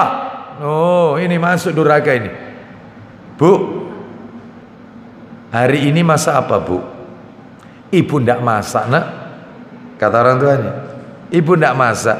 Itu ada sisa kemarin itu rawon nak, masih ada. Kalau kau mau, ya itu tolong dimakan. Ya Allah Bu, kemarin rawon, sekarang rawon, sampai rawonnya lihat aku itu bosen. Dia ndak paham rawon itu kalau tambah nginep tambah enak. Oh nggak ngerti, gak bisa masak soalnya, bisanya nyacat. Kok ngene Bu ya, rawon kok gak ireng ini, kok anu ini.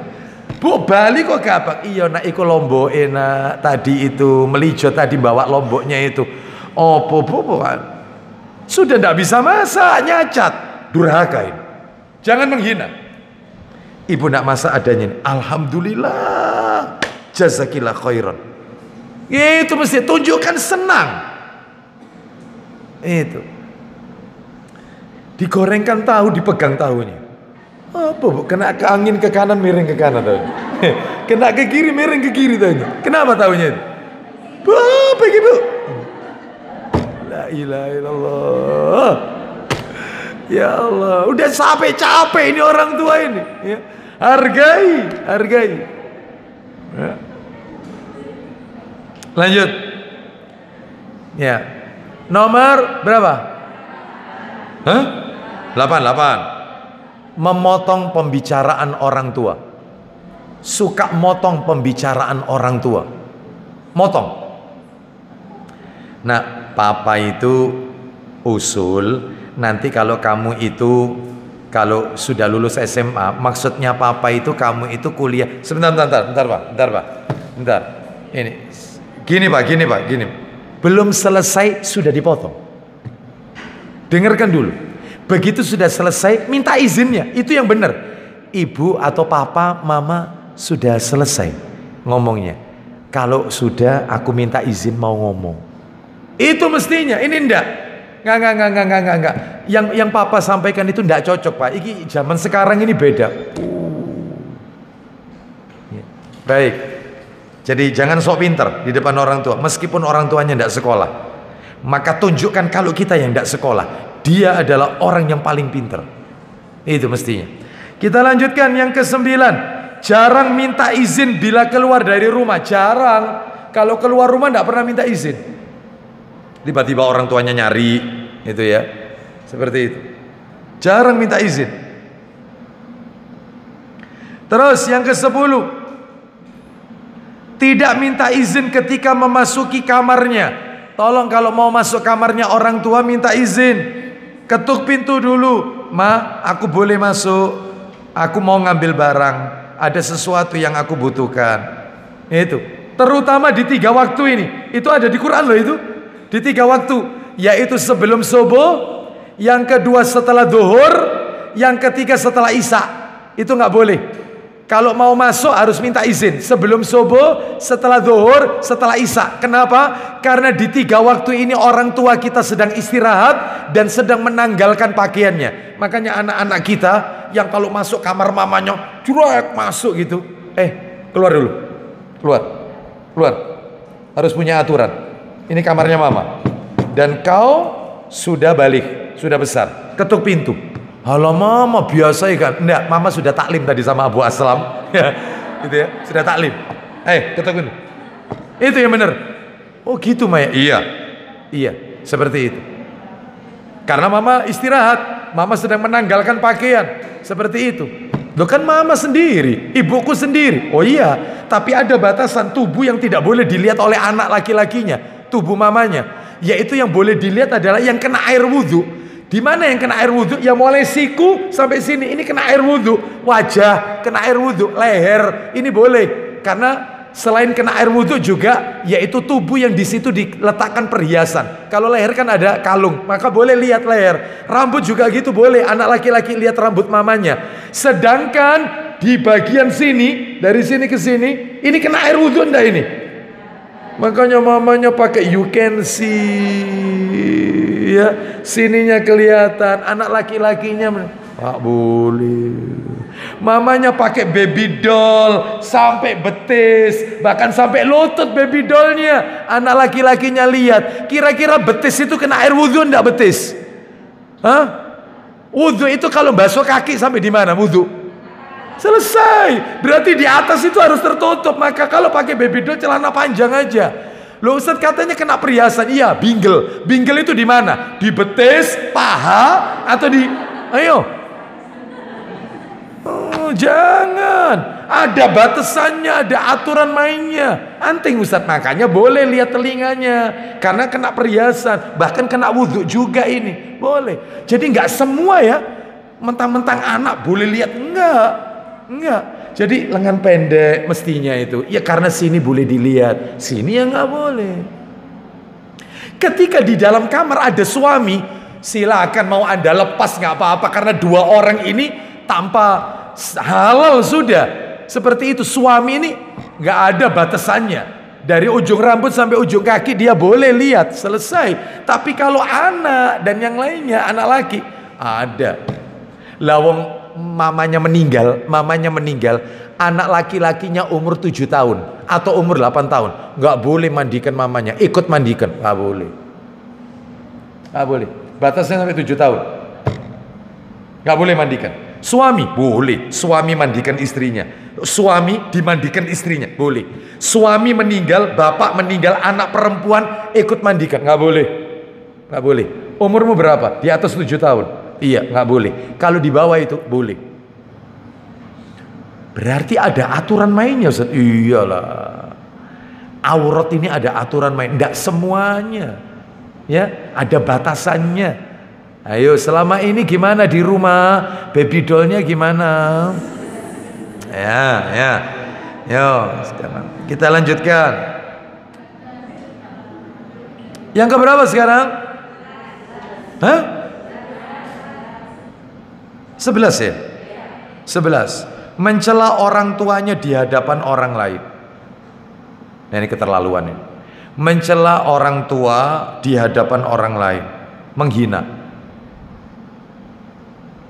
Ya, meskipun pakai bahasa halus. Dia anak sama bapaknya. Di situ ada orang. Lah bapaknya ini agak pendengarannya agak kurang peka. Sudah mulai berkurang pendengarannya. Terus si anak bilang, "Mohon maaf Pak ya, orang tua saya ini sudah pendengarannya sudah." Nggak usah disebutkan, nggak usah. Ya, mohon maaf Bapak ya, kalau orang tua saya yaitu tidak mendengarnya, mungkin agak dikeraskan, nggak apa-apa, gitu ya. Mohon maaf Pak, orang tua saya ini sudah pikun, sudah usia lanjut ya, jadi agak-agak budek dikit gitu. Enaknya lo ngomong budek sambil tertawa, agak budek dikit. Kurang ajar, nggak boleh menghina orang tua. Terus yang keberapa sekarang? 12. Tidak mengakui orang tuanya. Nah, ini level tinggi ini sudah. Karena mungkin dia yaitu diasuh mulai kecil oleh saudara atau orang lain, ya. Begitu ketika besar ditunjukkan, saya bukan orang tuamu.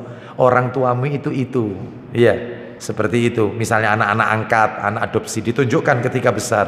Itu. Maka dia tidak mengaku, enggak, dia bukan orang, karena miskin mungkin. Yang kayak gini nggak boleh. 13. Melakukan kemungkaran di depan orang tua.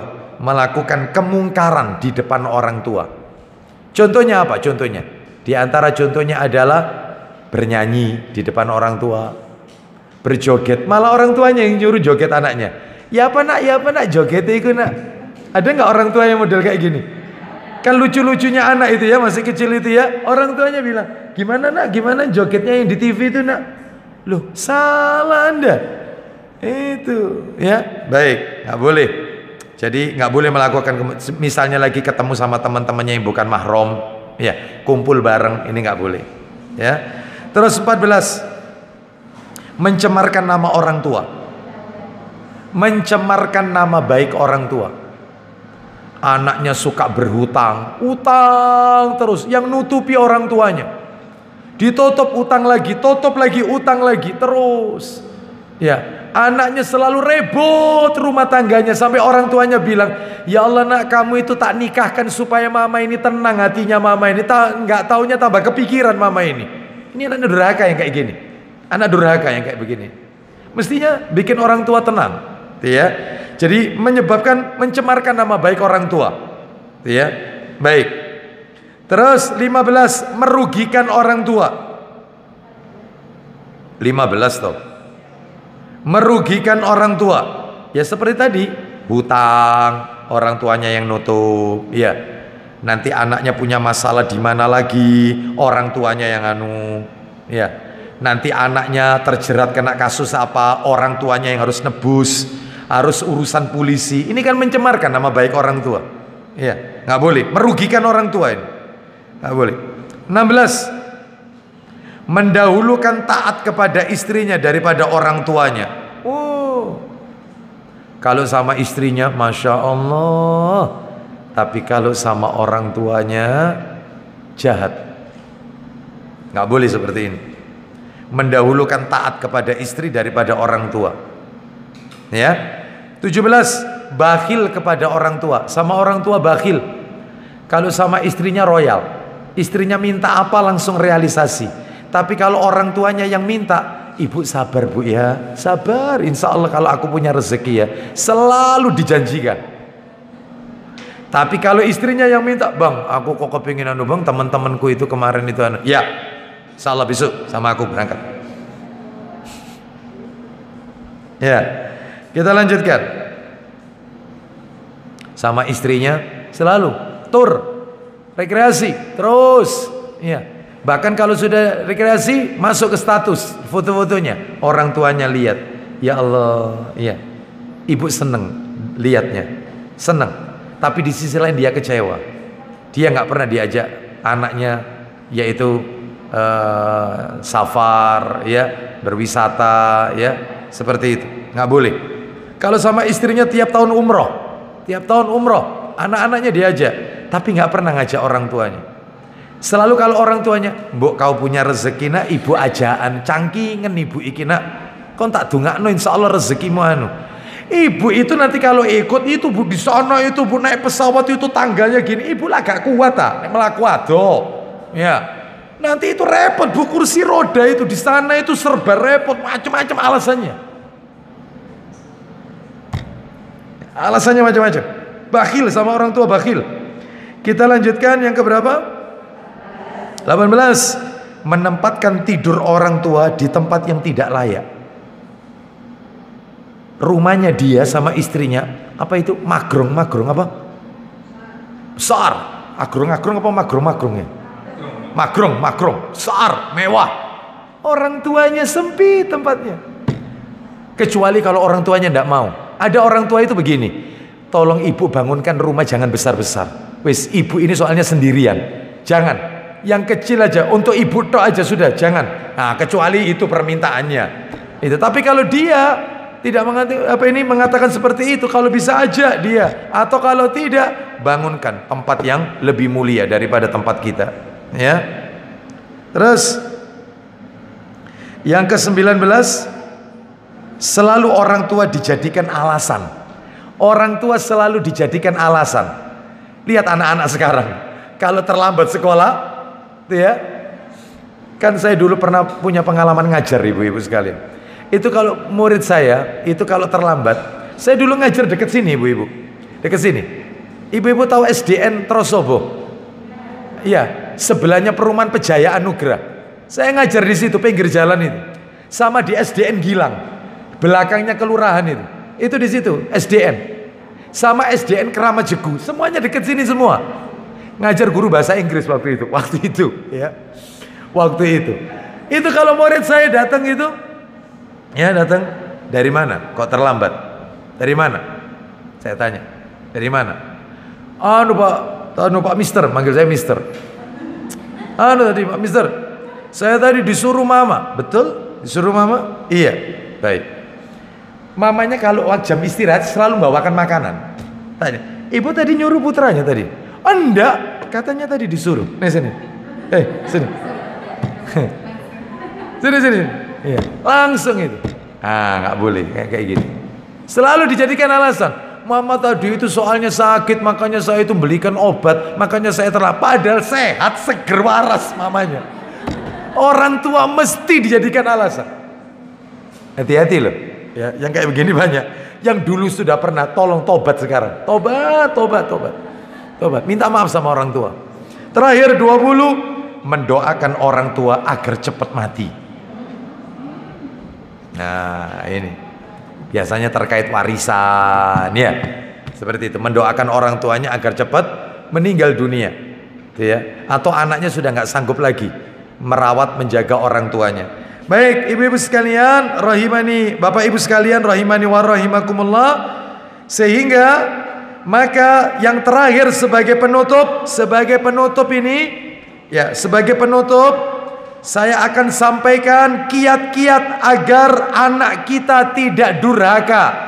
Nah, gimana kiatnya supaya anak tidak kurang ajar, tidak durhaka? Saya tunjukkan kiat-kiatnya nih, supaya tidak terjadi uququl walidain. Kiatnya cuma ada 5.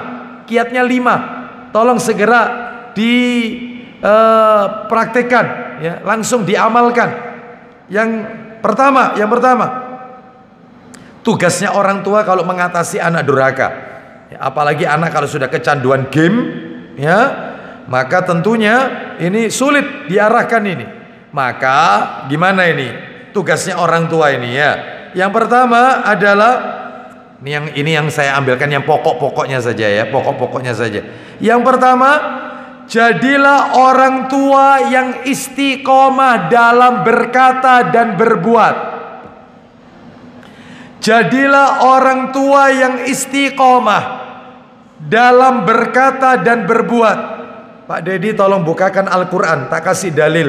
Al-Baqarah ayat 44. Al-Baqarah ayat 44. Al-Baqarah ayat 44.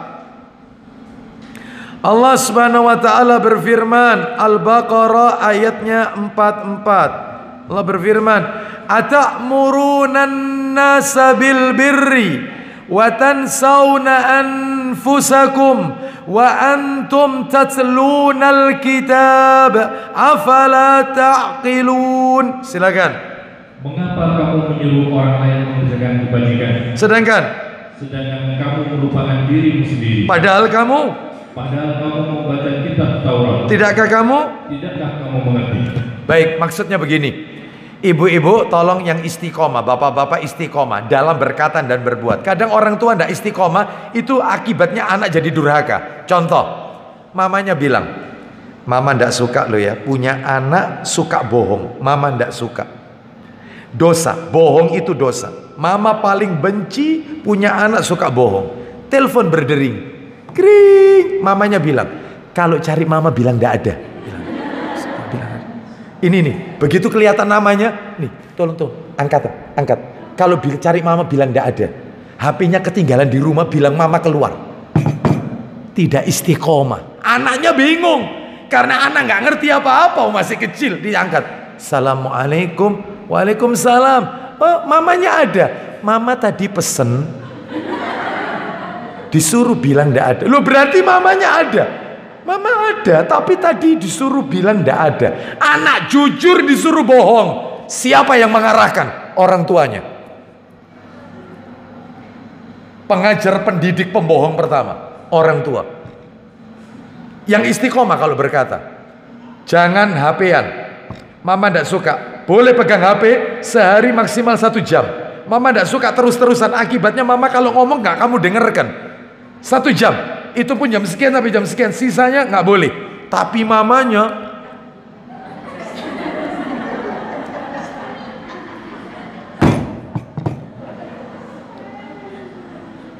tolong yang istiqomah dong, supaya anaknya itu hatinya dia, oh iya, mamaku kalau berkata betul-betul, berarti maka akan nasihat itu akan masuk kepada orang tua. Ini ndak terus buka lapak, nanti dikit lagi, aku tak pesen iki. Nanti dikit lagi, oh iya, no tiba terus gini. Nanti alasannya, ustadznya yang dijadikan alasan. Mama kok dari tadi ya, iki lo nak, iki lo WA Abu Aslam, iki lo grup, iki lo nak, iki ilmu iki wah. Ustadznya jadikan alasan. Ya, saya sudah maafkan. Nomor dua. Hendaknya mendidik anak dengan pendidikan akidah terlebih dahulu. Ajarkan mulai dini itu akidah. Kenalkan tentang tauhid. Sebagaimana Luqman menanamkan tauhid kepada anak-anaknya. Surat Luqman ini tentunya. Ya. Surat Luqman itu surat nomor 31 Bapak Ibu. Ya, ayatnya ayat 13. Surat 31 ayatnya 13. Allah Subhanahu wa taala berfirman, "Wa idza qala Luqmanu libnihi wa huwa ya'iduhu ya bunayya la tusyrik billah inna syirka la zulmun adzim. Dikenalkan tentang tauhid, bahaya syirik. Syirik itu apa? Ya, dan seterusnya. Tauhid itu apa? Tauhid dibagi 3. Ada tauhid rububiyah, tauhid uluhiyah, tauhid asma wa sifat. Apa itu rububiyah? Apa itu uluhiyah? Di mana Allah itu? Dikenalkan Allahu fis sama. Allah itu di langit dan beristiwa di atas arsy-Nya. Istiwa itu apa? Sampaikan istiwa ya istiwa. Tidak ada definisi lain. Kenalkan tauhid. Mulai dini. Nah, rukun iman, rukun Islam, seperti itu ya. Ayo dibaca, silakan. Luqman berkata apa? Ayat 13-nya, surat 31 ayat 13. Silakan.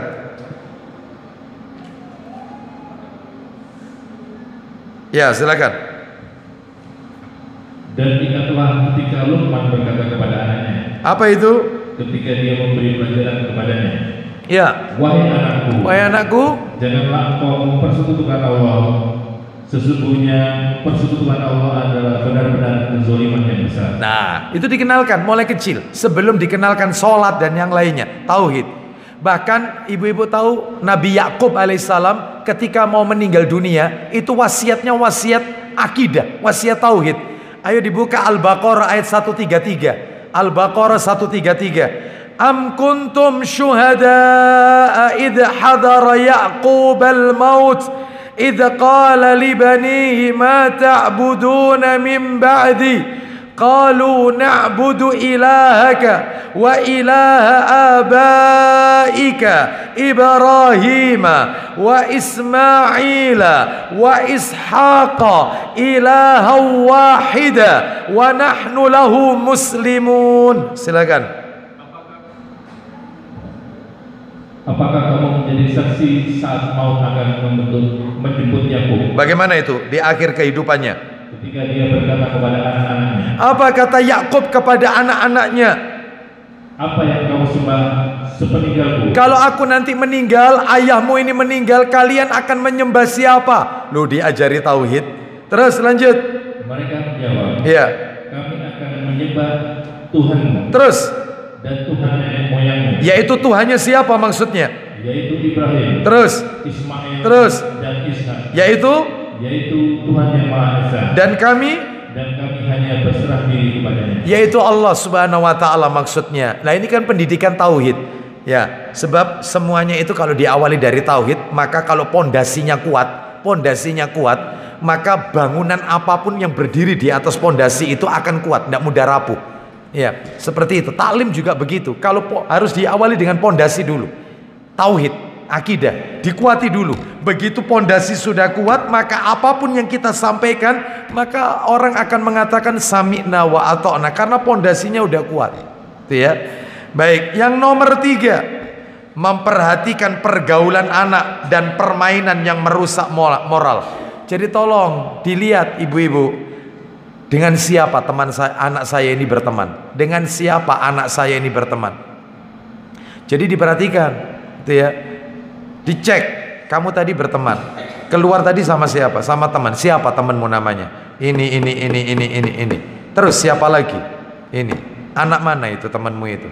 Dan seterusnya. Dan sesekali dipantau. Bagaimana itu anak-anak itu? Sebab apa? Sebab katanya Nabi, ar-rajulu ala dini khalili falyandur ahadukum man yukhalil.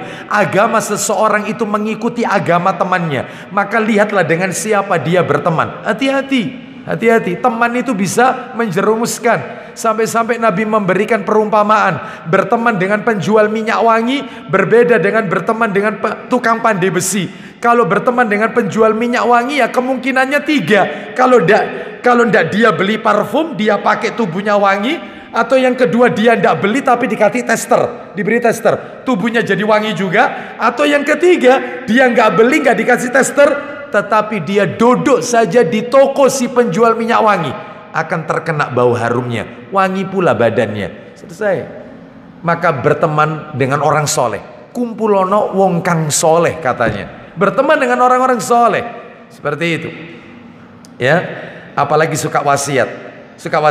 Kalau berteman dengan orang soleh, orang-orang baik, itu dia suka berwasiat, jangan lupakan saya nanti di hari kiamat. Jangan lupakan saya. Saya sering yaitu lihat salah satu YouTube ustadz kita, ya, ustadz kita, kalau nggak salah Ustadz Khalid Basalama kalau nggak salah.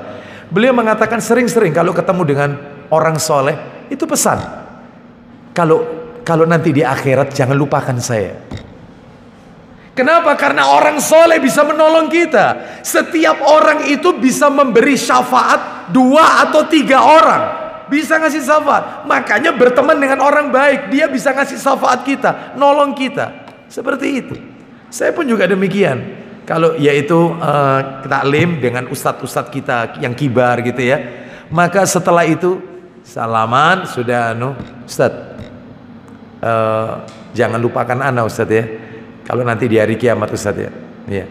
Maka beliau pun juga berkata, dan ana juga begitu, jangan lupakan ana. Sebab nanti Allah itu mengatakan di hari kiamat, ketika seseorang itu sudah penduduk surga dan penduduk neraka, riwayat Muslim ini ada dalam Sahih Muslim. Maka temannya orang ini berkata, ya Allah, di sini tidak ada teman-temanku, orang yang aku kenal ketika di dunia nggak ada. Maka kata Allah, masuklah engkau ke neraka, cari siapa yang kau kenal, masukkan semua ke surga. Maka neraka itu dibuat dingin oleh Allah, orang ini masuk. Semua yang pernah dia tahu itu diambil satu persatu, sudah dimasukkan ke surga. Lalu orang ini berkata, ya Allah, sudah, semua sudah tak masukkan semua yang aku kenal, yang aku tahu.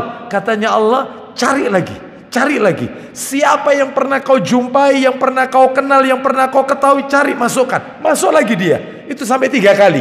Sampai terakhir katanya Rasulullah, maka Allah akan mengangkat segenggam penduduk neraka yang sudah hitam legam, sudah karena terbakar api neraka dalam genggaman Allah. Lalu kemudian yaitu dicucinya dengan ma'ul haya, air. Lalu kemudian setelah itu dimasukkan yaitu ke dalam surga. Inilah bukti rahmat Rahman Rahimnya Allah. Mereka akan bantu kita, nyari kita.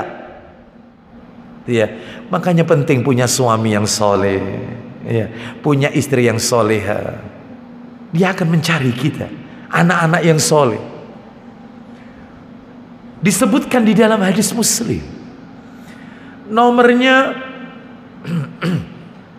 2400-an ya, 2400. Itu nanti di hari kiamat anak-anaknya orang Islam yang mati ketika kecil belum balik, mati ketika keguguran Muslim, ya, anak-anaknya orang Islam. Itu nanti di hari kiamat dia yaitu memegang tangan orang tuanya dan baju orang tuanya. Katanya Nabi, seperti, yaitu Nabi mengatakan kepada Abu Hurairah, seperti aku memegang bajumu ini. Jadi Nabi menarik-narik bajunya Abu Hurairah. Anak-anak itu nanti seperti itu. Ya Allah, orang tuaku, ya Allah, ya Allah, orang tuaku, ya Allah. Akibatnya apa? Kata Allah, masuklah kalian bersama orang tua kalian ke dalam surgaku. Punya anak yang soleh. Ya. Oleh karena itu penting ini ibu-ibu sekalian berteman. Makanya dicek pergaulan anak-anak kita, jangan sembarangan. Sekolah juga begitu.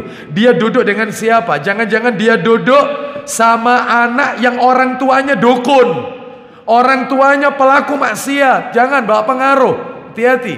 Makanya saya pribadi lebih condong masukkan anak-anak kita ke lembaga-lembaga, yaitu pondok-pondok yang dikelola sesuai sunnah, menyelamatkan akidah anak kita.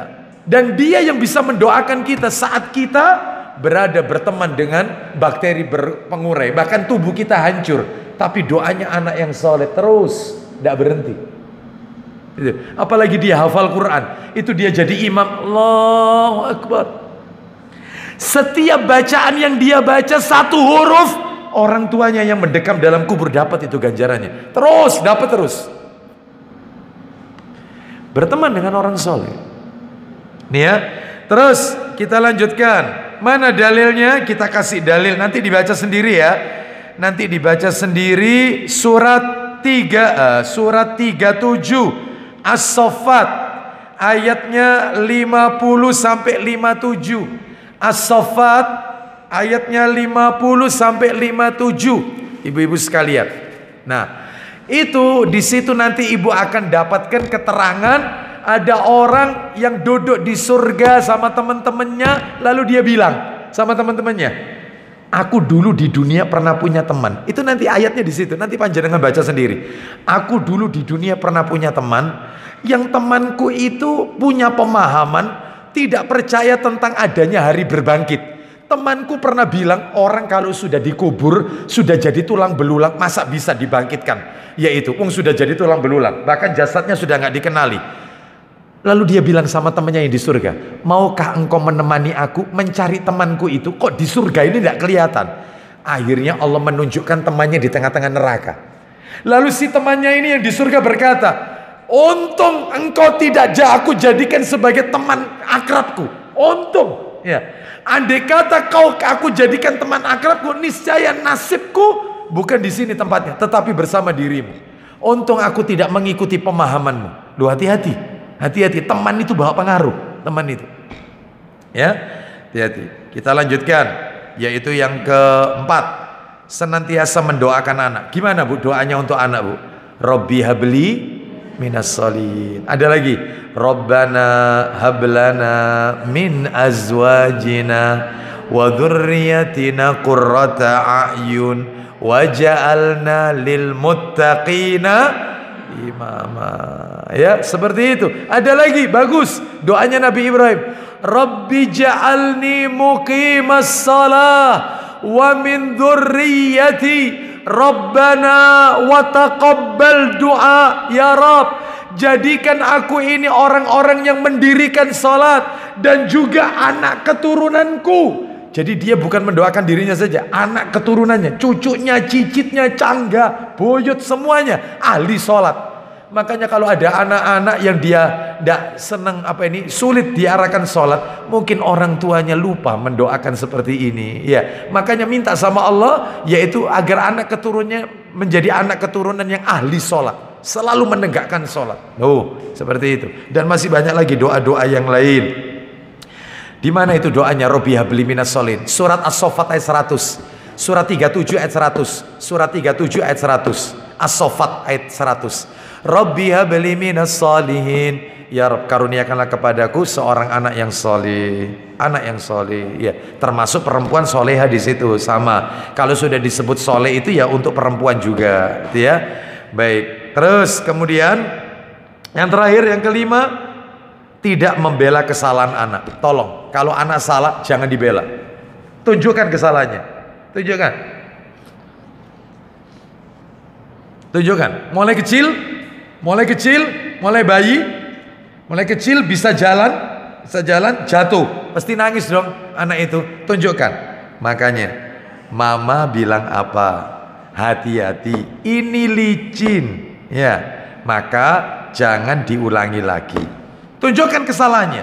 Tapi orang tua sekarang tidak. Anak jatuh nangis, oh cicaknya ya yang nakal ya, cicaknya ya, mama pukul ya cicaknya ya, supaya anak itu diam. Akibatnya kalau besar, ketika dia salah, dia nggak mau disalahkan. Bukan saya yang salah, yang itu Pak yang salah, itu Pak, yang itu yang salah. Karena mulai kecil dididik sama orang tuanya, cicak yang salah. Oh kodoknya nakal ya, kodok nggak ikut apa-apa disalahkan. Mulai kecil salah pendidikannya, salahkan. Ya. Pulang nangis. Kenapa kok nangis? Iya, soalnya aku tadi begini, aku dipukul. Nggak mungkin anak itu mukul kalau kau tidak melakukan kesalahan. Iya, wong aku itu kan cuman pinjem. Sudah bilang kau sama itu? Enggak bilang, kan biasa, anu kan cuman pinjem. Nggak boleh. Lu papa kok malah belain anu itu? Iya, karena kamu salah. Tunjukkan kesalahannya, jangan dibela. Tunjukkan. Itu bersikap adil kepada anak. Sehingga anak itu tidak terus-terusan ditutupi sama orang tuanya. Maklum, namanya orang tua, mesti anaknya salah, mesti dibelo. Sudah, itu namanya orang tua, itu otomatis. Gak iso, anakku bener, padahal salah. Sampaikan, iya anak saya salah. Tunjukkan. Mana dalilnya Sahih Bukhari? Oh, Nabi tunjukkan itu. Nomornya 1809. Bukhari 1809. Ayo. Ini penutup ini ya, penutup. Setelah itu nanti insya Allah kajian kedepannya kita lanjutkan lagi. Kita baru bahas anak durhaka, belum kaya mendadak, belum yang kaya mendadak, kan belum ya?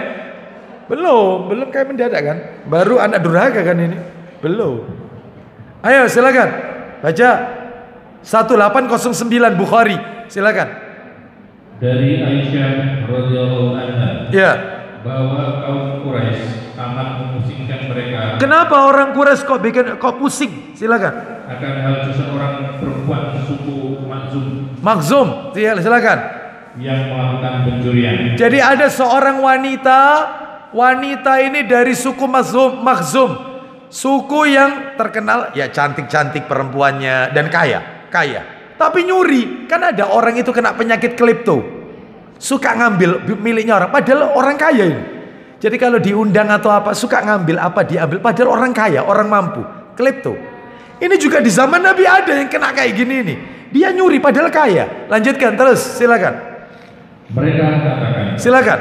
Siapakah yang bisa berbicara dengan Rasulullah SAW? Jadi sahabat itu takut.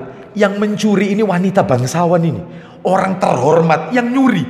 Siapa yang mau berani melaporkan? Siapa? Sebab konsekuensinya orang kalau nyuri harus potong tangan. Nyuri itu potong tangan. Sedangkan sahabat takut. Ini wanita bangsawan, wanita terkenal ini. Nasabnya. Bayangkan, takut. Akibatnya apa yang terjadi? Silakan. Mengemukakan permintaan supaya perempuan itu dibebaskan. Tolonglah dikasih kelonggaran dibebaskan. Karena yang nyuri ini orang bangsawan. Lihat di negeri kita. Kaya raya, yang nyuri koruptor, bebas. Yang nyuri ayam digebukin sampai mati. Betul tidak? Seperti itu. Maka ini terjadi di zaman Nabi. Mereka minta dispensasi. Yang nyuri kan orang kaya, orang terhormat. Ya ada dispensasi. Marah Nabi. Apa kata Nabi? Lau anna Fatimah bintu Muhammad sarakat laqata'a Muhammad dunyada. Andai kata putriku, anaknya Muhammad yang nyuri, saya bapaknya. Tak potong tangan anakku sendiri. Contoh. Ada bapak model kayak gini? Ada. Semua orang tua nutupi anaknya. Katanya Nabi, andai kata wanita itu anakku sendiri yang nyuri, saya bapaknya, Muhammad, yang akan motong tangan anakku sendiri. Adil Islam ini. Ajarkan Bu kepada anak-anak kita. Kamu salah. Tunjukkan kesalahannya. Ini. Sehingga dia terus akan introspeksi. Iya saya salah. Saya harus minta maaf. Itu. Tidak kemudian menyembunyikan kesalahannya. Nggak. Gentle. Ya. Didik mulai sekarang seperti itu. Lanjut silakan. Ustadz sudah pada gede-gede Ustadz. Sudah terlanjur Ustadz. Ya punya anak lagi loh. Seperti itu. Ya sudah usia Ustadz. Ya suruh suaminya nikah lagi. Gitu kan. Ya. Mudah kan solusinya Pak Dedi ya. Lanjut Pak Dedi silakan. Pak Dedi nggak bisa bilang di sini ya. Bawa istri hari ini ya. Enggak bawa istri ya. Kenapa takut? Silakan lanjut. Silakan. Tiada yang berani untuk membicarakan hal itu. Terus. Hanyalah Usama kesayangan Rasulullah. Usama bin Zaid kesayangan Nabi. Terus lanjut. Lalu Usama berbicara dengan Rasulullah. Dan beliau menjawab. Apa itu?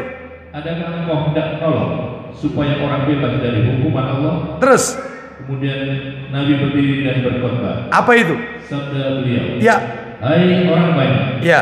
Orang-orang yang sebelum kamu menjadi sesat jalan disebabkan apabila seorang bangsawan mencuri. Kalau bangsawan mencuri, mereka membiarkannya saja untuk tidak dihukum. Tapi kalau orang miskin yang nyuri, tetapi kalau seorang yang lemah atau rakyat biasa mencuri, maka mereka lakukan hukuman kepadanya. Terus apa kata Nabi terakhir? Demi Allah, kalau seandainya Fatimah anak Muhammad mencuri, maka niscaya Muhammad akan memotong tangan anaknya itu. Nah, niscaya aku bapaknya yang akan memotong tangan anakku. Jadi harus adil. Hukum itu jangan seperti pisau. Lihat pisau itu, atasnya tumpul, bawahnya tajam. Jangan kalau orang penggede yang melakukan kesalahan, bebas. Penjaranya enak, ada AC-nya, ada ini. Begitu mereka rakyat jelata yang mencuri, wah, dihabisin rame-rame. Jangan. Kalau kepingin adil, harus sama-sama tajamnya. Tegakkan hukum. Itu yang diajarkan Rasul sallallahu alaihi wasallam. Dalam rumah tangga kita juga begitu.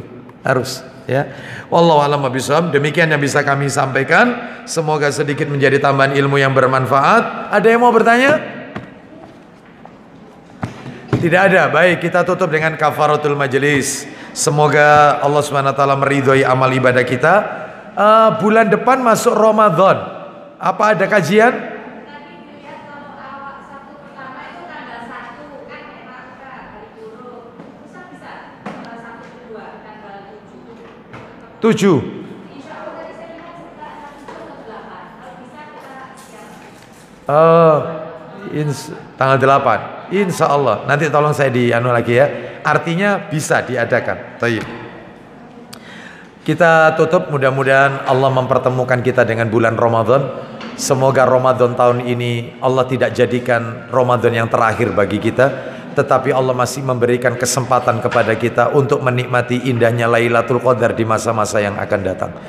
Kita tutup, wassallallahu ala nabiyyina wa ala alihi washabihi wasallam. Subhanakallahumma wa bihamdika asyhadu an la ilaha illa anta astaghfiruka wa atubu ilaik. Wa akhiru da'wana anil hamdulillahi rabbil alamin. Assalamualaikum warahmatullahi wabarakatuh.